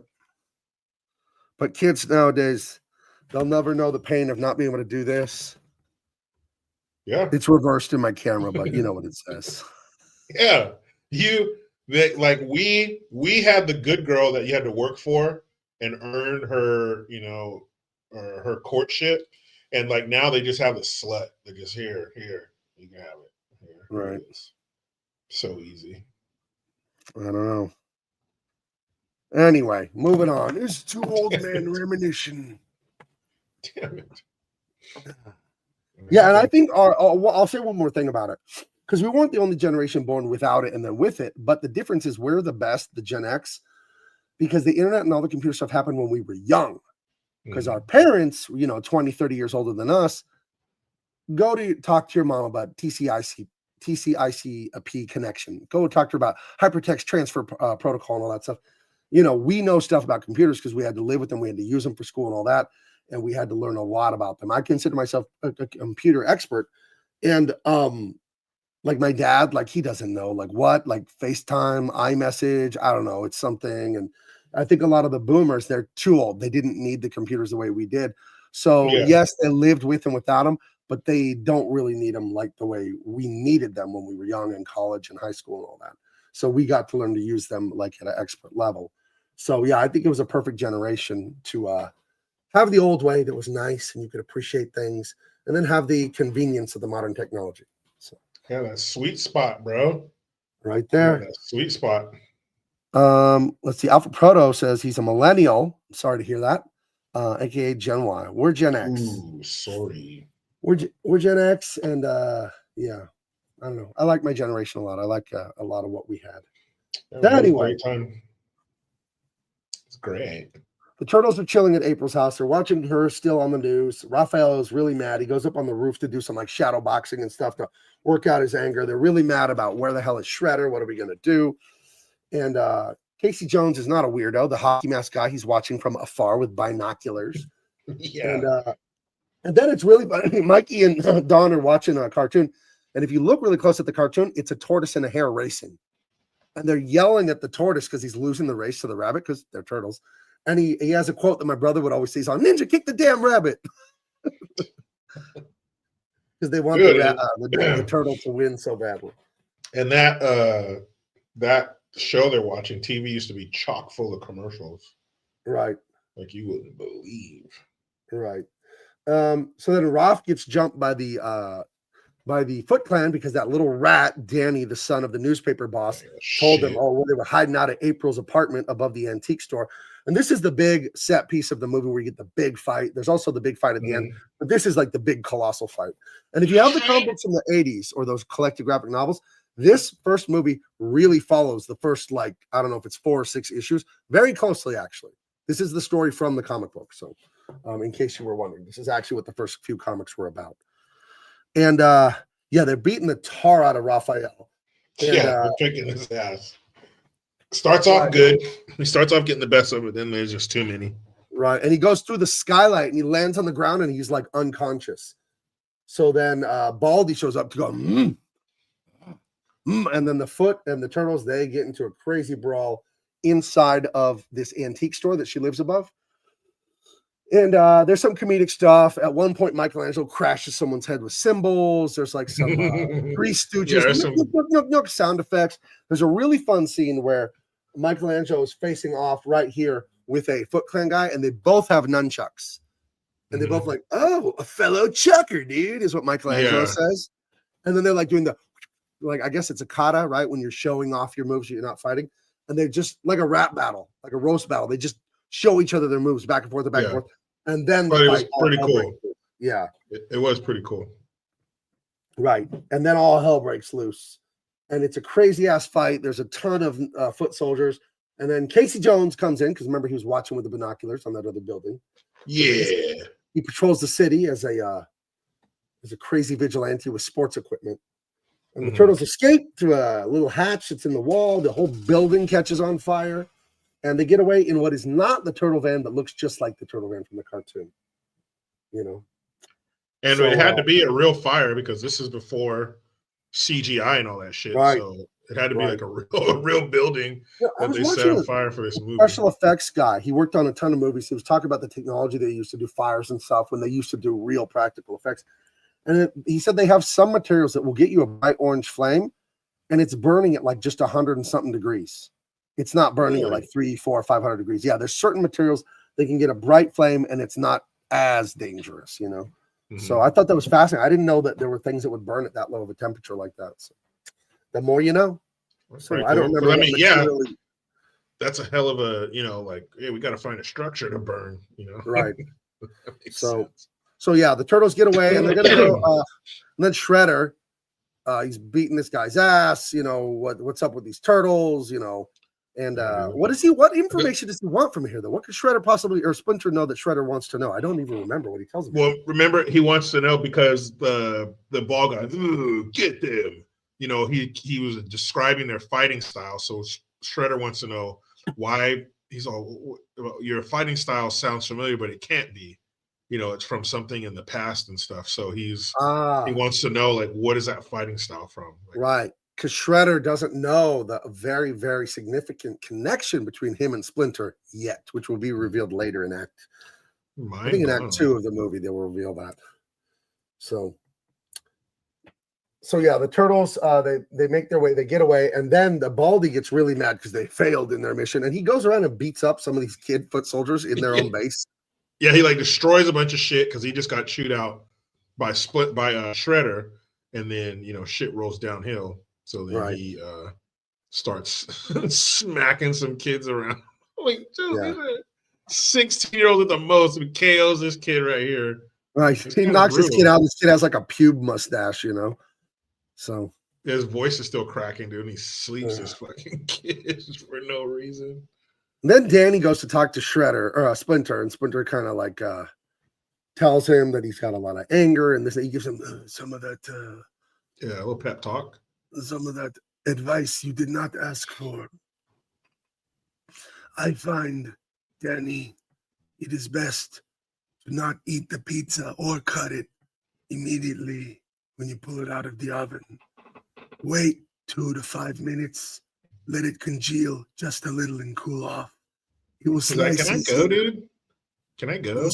It will slice easier, and it won't burn your mouth, but it'll still be hot. Dude, are you done, dude? I want to go. He just never listens. He just keeps giving advice.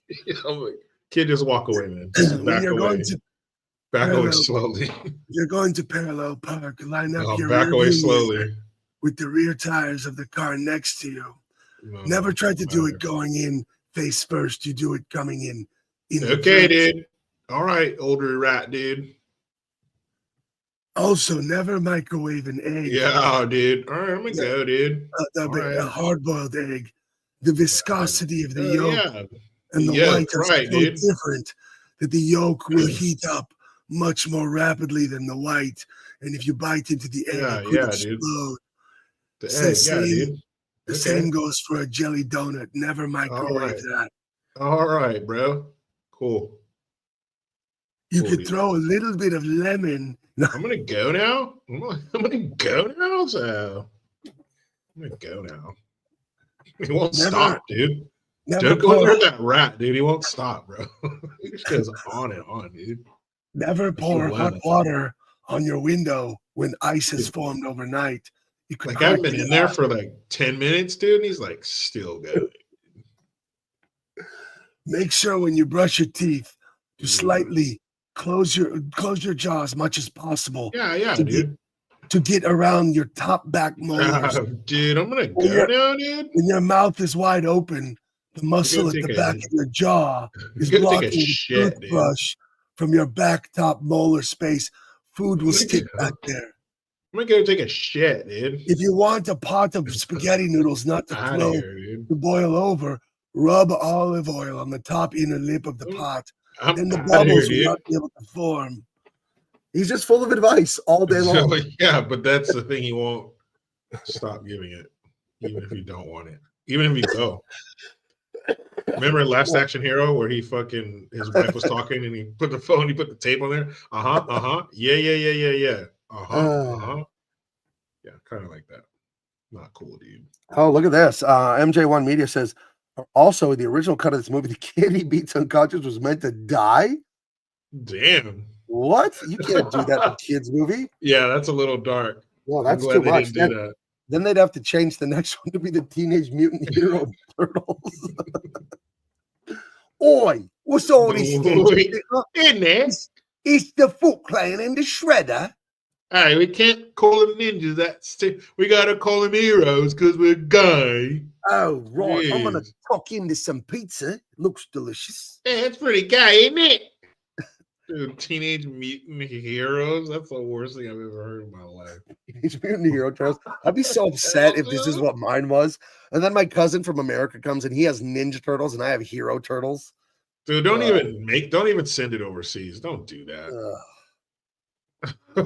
Don't do that. That's like handing somebody a sandwich, but you took all the meat out of it. But like you didn't make it without meat. You put meat in there and then you took it out. So it kind of has some of the meat flavor in it, but there's no meat in there. Just lettuce and tomato and mayonnaise. That's awful. Good job, Great Britain. Not too great on that one, are you? Yeah, not so great, Britain. Isn't it? So anyway, we cut to the farm in the Grapes of Wrath, apparently. And this is where they're staying, out in the probably the upstate New York. They're in the middle of nowhere at a big old house. I don't remember if it's April's family or Casey Jones or Yeah, they're it's just her. squatting. Her family's house. She's like, remember I told you guys I haven't been up here in like 10 years. So it's like a family place. But Right. it's somewhere they can like lay low, heal up, maybe do a training montage. Lay low until the heat is off. Yeah, and then they can, build their sexual tension. Right. I it's find all it is good. best to not run from problems. If you lay low for too long, the problem just grows in the interim. Yeah, It is I best get to it. nip it in the bud, as they say. Mhm. You will deal with the problem, or the problem will deal with you. So you Mhm. must make that choice. Yeah, he just says things that mirror each other. If you don't deal with the problem deals with you. If you don't put the fire out, the fire. I find it's best to drink a glass of water before a meal. It helps you feel fuller faster. That way you don't overeat. Thank you. If it's yellow, let it yellow. Don't eat the yellow. Don't eat the yellow snow. Thank you, sir. You may think being nice to women is how you get their attention, but you'll just end up getting used like a hand towel. You need So to you exhibit- have to be a asshole. You can't, well, that works on some crazy women, but if you Yeah, that's exhibit right. confidence and strong personal boundaries, and you have a fun life, and you don't give to get, you don't say, oh, can I do this for you and kiss your ass? You say, I have a fun, exciting life. Would you like to join me on it? Women find that much more attractive than someone constantly kissing their ass. And even that fails, be an asshole. If you get really handsome and high status, you can get away with murder with women. You sure can. You sure can. The lower your That's the truth. status, the more shit you have to put up with. Yeah. If you The have higher very your high status, status, the the highest less. status known to man She will pay your bail money. That's right. Over and over and over. He's You just can full get of her good advice. pregnant. You know, he's just full of good advice. Yeah. You get her pregnant and leave and come back and get her pregnant and leave. Crazy. Don't ignore the cheap properties on the first street in Monopoly. Those Yeah. are the What is it? fastest you can buy. Baltic Avenue. Don't could skip take- over Baltic you're not- Avenue. You're probably not going to land on Park Place. Yeah. Just get Baltic Property. and put a hotel on it right away. Yeah, and break your property opponent. is property. Real estate is a real estate. Good point. Oh man, is there anything he doesn't know? He's a smart rat. Yeah, He's a smart fucking rat. he gives relationship advice, Monopoly advice. What doesn't he know? What do you need? That's the question. Not what does he not know. What do Yeah. you need? I do like how he didn't outright tell the kid to be an asshole with women, but he did tell him it would work. You know, Yeah. You don't. he told him to try and be stoic and confident first. You know, so And all else fails, be a dick. so then we get this Love it. kind of as a kid. This was the boring part of the movie. They're just like at the farm and they're licking their wounds, and she's Yeah. drawing pictures of the turtles and kind of journaling and writing letters to I don't know who. Is she writing letters or is she writing in her journal? I don't know. She's writing in her journal herself to get her thoughts and her feelings out. Right. Sometimes it is best to just get it out there. Uh-oh. When you say it out loud, it's not so scary anymore. Mm, Remember, young Deep. Danny, deep. thinking causes anxiety. Acting cures it. Dude, So are you writing this down, kid? yeah, come on. You writing this shit down? So yeah, the turtles are sullen. Raphael's comatose, but they're not going to go to the hospital because they're afraid of like, hey, they're mutants. That's weird. The government would probably take them away, and the Foot Clan would probably find them. So they're just gonna ride out the coma to see if he's brain dead or not. Yeah, dude. Let that brain swelling go down. Because everybody knows. First thing they teach you on the first day of medical school, just wait and see. Yeah, if someone's in a coma, let them sleep. No, YouTube, don't do that. Get them to a hospital. Oh, let them sleep. Check on every once in a while. Make sure you turn the lights off. Darken the room if you can. Yeah. And Don't let they them say sleep. like if someone has a concussion or a really bad head, get whacked, you're not supposed to let them sleep, right? Something like that for a while. I think Yeah, I'm you're not a supposed to let doctor. them sleep. This is not medical advice. It's something I think I've heard allegedly. YouTube. Yeah, I've heard the same thing that you're not supposed to let them sleep. But Right. if you go to the wrong medical school, then they're going to tell you that eventually they'll wake up and they'll be fine. Well, here's what I learned on Popeye. If someone got hit in the head and they can't remember anything, just fucking hit them in the head again, and then Yeah, remember. yeah, dude. No, that's not medical advice. It's a joke, YouTube. I'm not giving advice. Ugh. Jeez. But I did see a cartoon where the Jeez, guy YouTube. kept losing and regaining his memory with each successive blow to the head. Yeah. And if all else fails, just eat a can of spinach. Right. And you'll get all buff. Anyway, she's journaling and drawing and being just a real sensitive gal. And Raphael's in the bathtub now. He's getting better. He's awoken from his brain damage. He says, "More Tomio, please." More, man. Gotta stay away from that shit. Never underestimate the power of Motomio. Gotta stay away from that shit. Let's see. So, there's a great scene from this one. Is this the shot? There's a scene where you could see the actor in the Donatello suit, and you could see the guy's eyes. No, it's messed up. I kid you not. Hold on. Donna, that's almost it, but hold on, I can find it.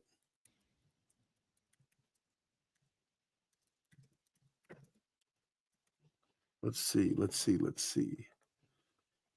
I know I can find this. It's a famous shot that's on the internet all the time.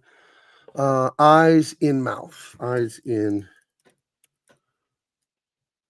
Oh, here it is. Okay, so that was the shot I have there, but it's a little too dark. But you could see the actor. You could see his mouth. Sorry. You could see his mouth, not his eyes. Inside the suit. Look at this. Jeez. Come on, guys. Come on. Yeah. Get So together. there Who's you go. editing? Yeah. Come on. It all happened so fast. Who's editing? Nobody. Yeah. So anyway, things are getting better. We're getting some real character moments. They're going to have to go and find Splinter, their master, but he could be dead. They don't know. And they're fighting, practicing, meditating, and Casey's making moves. You know, he's like, Right? "Oh, you look tense. Let me rub your shoulders." And she didn't want to sit down. He like sat her down, like pushed her down by her shoulders, like, sit down, woman. I'm gonna start rubbing you. That's the thing. A woman cannot go where a man will not lead. They are dying for you to lead them to pleasure and safety and providence. It's true. It's really true, guys. You got to do it with command and authority. Especially the pleasure part. Right. But yeah, he's making his.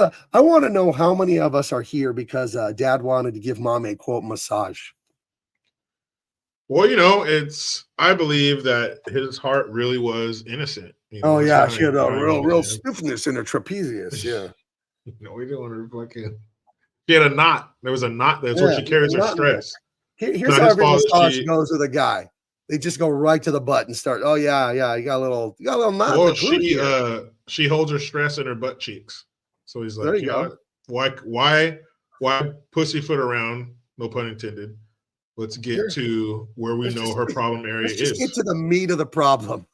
Yeah, we know what the problem area is. So let's get to it. She wants you to seduce her, but she does not want you to be direct about it.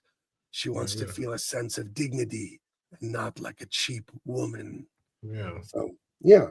She wants to be able to tell her girlfriends next week, one thing led to another. She does not want to say, I was hoping he would do that. No. She's, whoops. Yeah. Oopsie. How did we end up here? How did you end up behind me? Well, all right. So, whoops, I skipped ahead by accident. Let me get back over here. Give her a massage. Leo's meditating by a tree. All of a sudden, he hears Splinter's voice. Splinter's giving him more unsolicited advice. He's like, it's the middle of the week, but many restaurants have 2-for-1 discounts or even free meals on Tuesdays. I know it's not the best day to go out, but if you really want to save money and be able to go out, I would recommend Tuesdays. So there you go. Actually, that's Tuesday. Right. Tuesday, as they say in English. Tuesday. So then Leo gets all the turtles to gather around the fire. They meditate. They see a big blue flame. Splinter comes in it and he gives them some advice. And he tells them, I will always love you, my sons. And he tells them it's his last message to them because he thinks he's going to die. They cry. They even have like a little tear running down their turtle faces and stuff. And they're mad as hell. And turtle tears. Right. Different than crocodile tears. These two are having the weirdest week of their life. They are friends with, anthropomorphized reptiles and a talking rat. And they're going to go after ninjas who steal wallets. Yeah, no big deal. How was your Tuesday? What'd you do last week? Nothing like that. Nothing that fucking cool. All the animals I saw didn't talk. She can't even do laundry. Too much bending, I guess. Is she talking about the husband sneaking up on you or something? Is that what she means? Well, did something? Did you have a procedure? Something happened. Something went down. Yeah, might have missed something. Sorry if I missed it. Don't mean to be insensitive. Yeah. Don't mean to be a prick. Yeah. So anyway, these two are having the weirdest week of their life and falling in love. So the turtles head back. They head back to the sewer, right? And then they run into good old Danny Boy. Oh, Danny Boy. What is Danny doing? Why is he down there? I don't even remember how. I think he's like fucking copping to it. Like, oh, I'm sorry, I'm the one who told him where you lived. Right. He's a good. He saw the error in his ways, and he's telling the truth. Right. I was a little bitch. I was a little bitch ass snitch. Right. Oh, and then there's a great line here where Casey wants to get out of the sewer because he's feeling a little claustrophobic. And Donatello, the smart one, he's the scientist, the real smart one.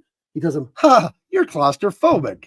And then because it was the 90s and you can make gay jokes, Casey Jones goes to, "What'd you say to me? How'd you like me to knock all your teeth out? I've never even so much as looked at another guy." Yeah. Homophobia. It was awesome. And then Donatello's like, No. It means you're afraid of confined spaces. He says he's not. And then he goes upstairs and sleeps in his truck. And everybody laughs at his very deep-seated fear that he has. So they're good. Hey, this guy's a quiz. Hey, this guy's got a mental problem where he's afraid of enclosed spaces. Let's laugh at him.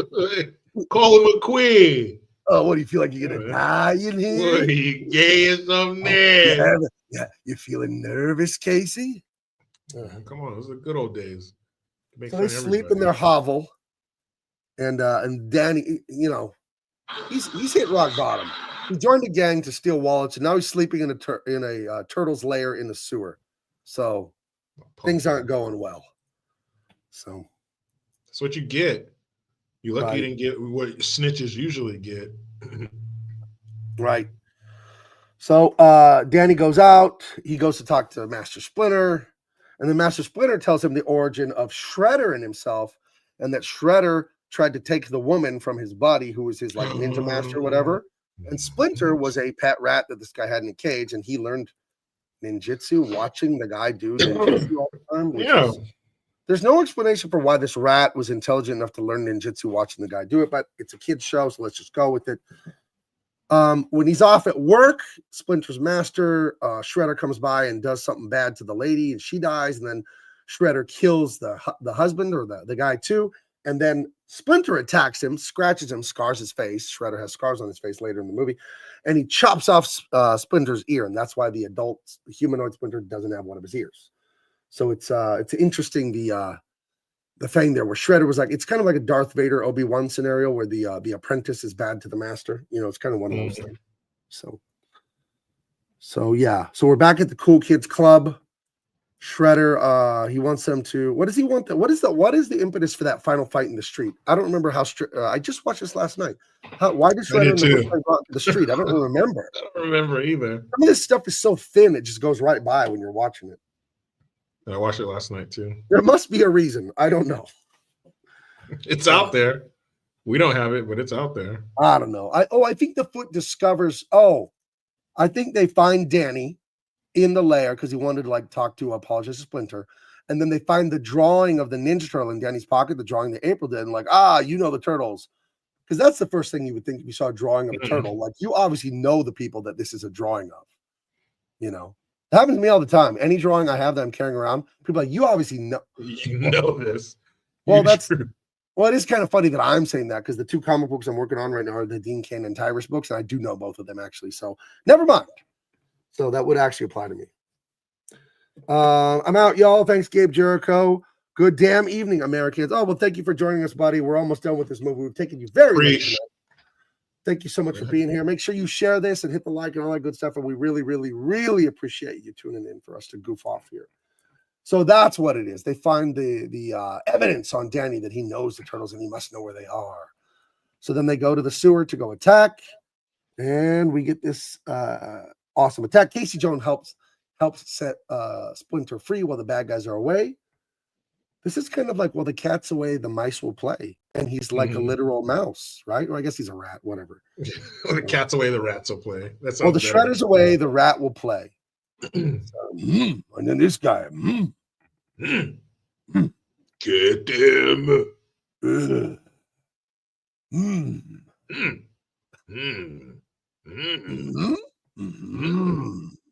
That's his whole language is grunt. That's his audition. How would, if he was super gay, how would he grunt though?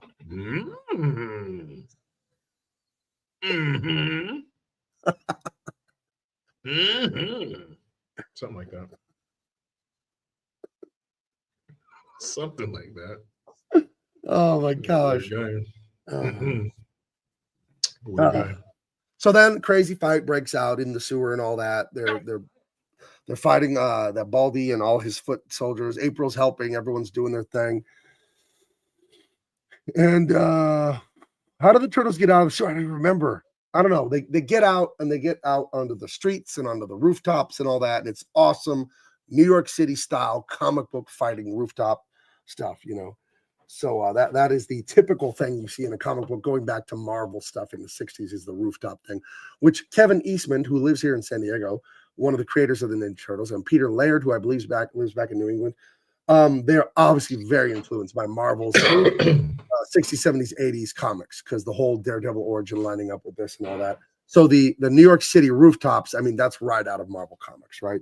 Mhm. And it's a mainstay. You know, it's also DC too with Batman and all that. And there is something awesome about the big cities and the hero up on the ledge. And it's totally unrealistic. You could never do that. But it's like, I wonder when I was young, why is it always like that? And then I realized, oh, duh. Because the comic book companies were in New York City and they were in big, tall buildings. So you look out your window and that's what you see and you imagine them there. So. And it's super cool, even more cool for kids who didn't come from that, from the Midwest or the West Coast, Right.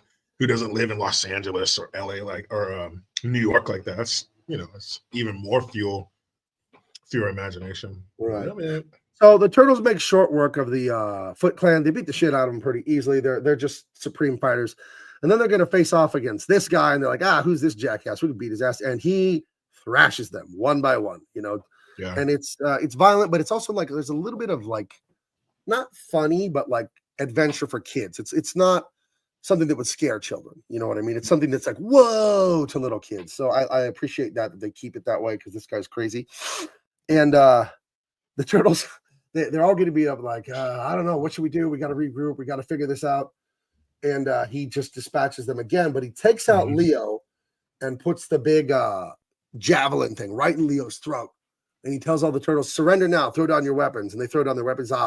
Fools. He's like, the four of you probably could have overcome me eventually, but without your weapons, you're all freaking dead. And You fools. Right. And then Casey Jones, he steals a big trash truck and drives it right next to the building, knocking off some foot soldiers who were climbing up the fire ladder to go help Shredder. And the Turtles continue to fight, and they're all outnumbered. They've given up their weapons. Shredder has the big javelin spear thing right in Leo's throat to kill him with one plunge. But then Splinter shows up. He goes up the ladder, and he gets on the roof, and he confronts, is his name Orokusaki, right? So I think so. Yeah. And what does he tell him? He says, like, he gives him more unwarranted advice, right? He starts talking about That's what he does. It's not fat does not actually make you fat. It's carbohydrates. Fat is very nutrient dense and actually very healthy for you. You should have a diet that primarily consists of lean protein and good healthy fats and keep carbohydrates to a minimum, Shredder-san. Thank you. Totally You see, unsolicited, by the way. Going back to the 1960s, the sugar and grain industry paid off scientists to say that fat is what made people unhealthy, when in fact cholesterol is very healthy to eat. We're going to go downstairs. We're going to go downstairs and fight. That's a phospholipid bilayer made of cholesterol. Everybody, fact, let's go. Let's go your downstairs. Your brain is over 25% cholesterol. Bye. You need a healthy level of cholesterol to have correct testosterone synthesis in your body. So I think that a carnivore diet would do you some good, especially as you approach 50 years of age, Master Shredder. Mm-hmm. Everybody's gone. They went downstairs. You can have monk fruit sugar as a healthy substitute if you need to taste something sweet. Thank you. You're talking to yourself. Everybody's gone. You just up on the roof an hour later. Just Goodbye. They've already made up. They're cool now. They're cool with Shredder. They're eating pizza. Yeah, you missed it. So when Michelangelo got beat up, one of his nunchucks flew and stuck on the ladder up the side of the building that Splinter climbed up. So Splinter has the nunchucks like hidden in his little what is that thing called? His rat anus. His rat robe that he wears. It's called a gi. It's a rat robe. Traditional fighting uniform of the ninjas everywhere. So Shredder's like, yeah, whatever. Kill all you guys, this, that, and the other. Yeah. And he reveals, like, I know you, Orokusaki. He's like, oh, it was you, the rat that scratched my face. Now I will get revenge. And he like bull rushes him. Shredder runs right at him. He runs right at this beat up rat with this big spear thing. And he uses the nunchuck rope or chain or whatever to get the front of it. And he flips Shredder over his shoulder off the edge of the building. Thank you, MJ1 Media. I knew the word, but I couldn't retrieve it. Kimono, of course. I think that's for women. Is it a kimono for women? I think it's both. I think there's, women's styles and men's styles. I think so. I thought it's not a trans rat. Right. And then Shredder's hanging off the building. And He's not a trans rat. No. I was born a male rat and I continue to be one to this Thank day. you. Thank God. My pronouns are that motherfucker. But Thank you. so he's got Shredder hanging off the building, but he's gonna have mercy on Shredder, you know, and he's telling him, you know, this and that. Yeah, you're a bad guy, but I'm gonna not kill you. And this, but Shredder, being the bitch that he is, pulls a knife out of his the back of his belt and goes to throw it at Splinter. So it makes Splinter dodge. And when Splinter dodges, Shredder falls into the back of the trash truck that Casey Jones drove up to the building. Yep. Right. And then, okay, this is a kid's movie, but then Casey Jones goes, whoops, and he just throws his Murder. switch and crushes Shredder to death. Doesn't let him go to court and go to prison. He pulverizes this man with the hydraulic power of a trash truck. It's insane. So, Hey, yeah. New York.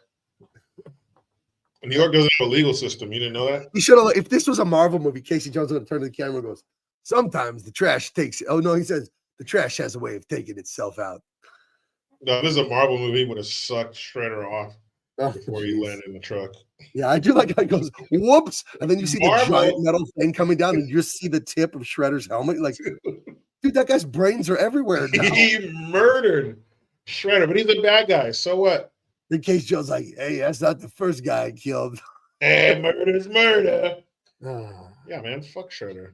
And then they celebrate, and then they're doing that thing again after they won their first fight with like radical, tubular, bodacious, blah, blah, blah, blah, blah. And Donatello can't think of a word because he just can't do the surfer speak.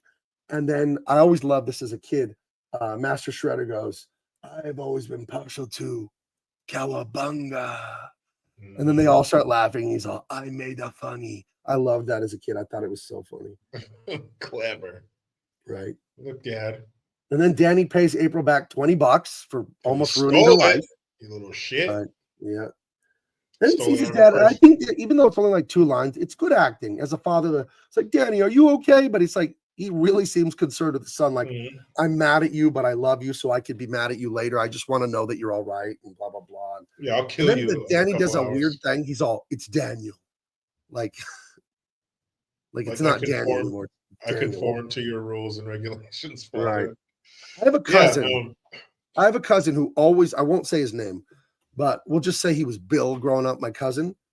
And then, like, at 30 years old, he's like, nope, going by my middle name. And he's just like, Francis now.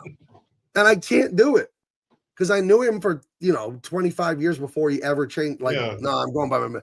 And I still call him the other name. So, Yeah, I'm not doing that shit. I had Right. a friend of mine. His name's David. I always call him Dave. We Yeah. were friends since we were like in first grade, and then all of a sudden we're adults, and he starts going by Warren. I was like, oh, fuck that! I won't call you that, dude. You're Dave to me forever. So it's not like I make a conscious decision just to go against that. It's just like, no, that's how I know you right. forever and ever. My So, best friend, his name is Merlin, but no one in whose family or very close friends calls him that. They call him by his middle name. So when I talk about him, like we're out somewhere and there's other friends, they're like, who?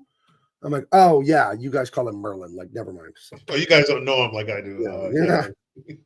You guys are pieces of shit. No, I call him. This is what I call him. You guys suck. so that's Nice. it. Oh, and then Casey seals the deal with April. He's giving her the smooch. He went from back rub to smooch in under 24 hours. So stay on target, Casey Jones. Not You're almost bad. there, buddy. Not You're bad, man. almost there. Tomorrow Almost you'll be in it.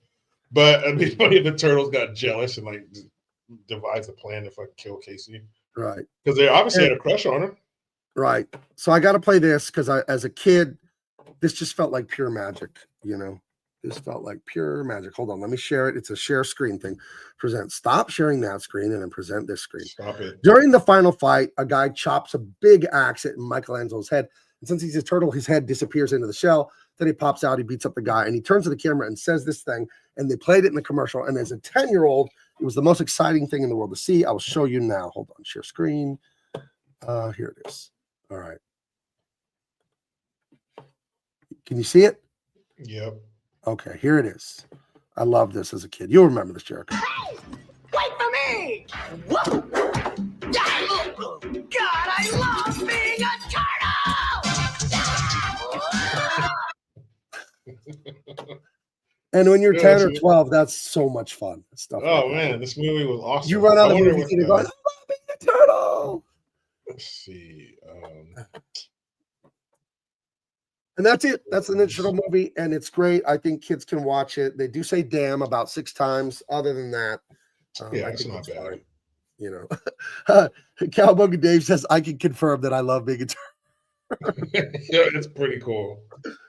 Oh It's shit, actually that's not hilarious. bad. Oh well, we've gone very late. We haven't done a show this long in a while. So late. Yeah. So it's 10:45. I loved Ninja Turtles. I don't think I'd seen it since I was probably in 7th or 8th grade. But between 6th and 8th grade, I probably saw it, like 50 times because I had it on VHS. And it's, if I saw this as an adult, I'd probably like, I don't want to see this. But it's very nostalgic. It's very fun. Ninja Turtles was such a big part of my life. Who I am as a comic book artist was really when I was into Star Wars forever growing up. But Star Wars is not a comic book per se. There are many Star Wars comic books, but it's not known as a comic book. Ninja Turtles is known as a comic book. That's how it started. And when I decided, I don't know if you guys know this, but when I was 12 or 13 years old, I decided that I was going to be a comic book artist when I grew up, and I was going to work for and with Jim Lee. And in my 20s, that's who hired me. My favorite artist hired me to work at his studio in San Diego. And at that age, 12 or 13, whatever it was when I decided this, and I literally decided it then and started just always practicing and all that, Ninja Turtles was my favorite thing at that time. And then it became Marvel Comics and X-Men and all the stuff Jim Lee was doing. But yeah, Ninja Turtles is a huge part of my life and my journey as an artist. It's a huge thing for me. So it's very nostalgic. Love it. I haven't seen them in years because they're in boxes in the rafters, but I have all the action figures. I probably have 30 or 40 Ninja Turtle action figures, and I never got the turtle van. I always wanted the turtle van, but it was too much money. So Damn it. You can get it now. Get it now, dude. Complete the circle of life, dude. Impress my wife. Go out and buy a toy at age 46. Yeah. Sweetheart, wait. Hold on, Dave. You don't understand. This is a limited edition. Super sweet. But I was looking at firing rockets and the flip out battle damage. You're not listening. It's the budget was 13.5 and it made 202. Oh my gosh, So I don't even know how much money Eastman and Laird had made. Because look at this, Eastman and Laird's success was super fast. Released issue 1 in 1984, an independent comic book, probably just a few thousand copies printed. Got the cartoon and toys in 87, had a movie by 90, and their cartoons and movies of this made brand new every few years. There's a new Ninja Turtle movie, a new cartoon series. These guys must have more money than you can count, like it's insane. And good for them, man. Good for them. I don't trust anyone who says like, oh, money doesn't matter. Like, you're full of shit.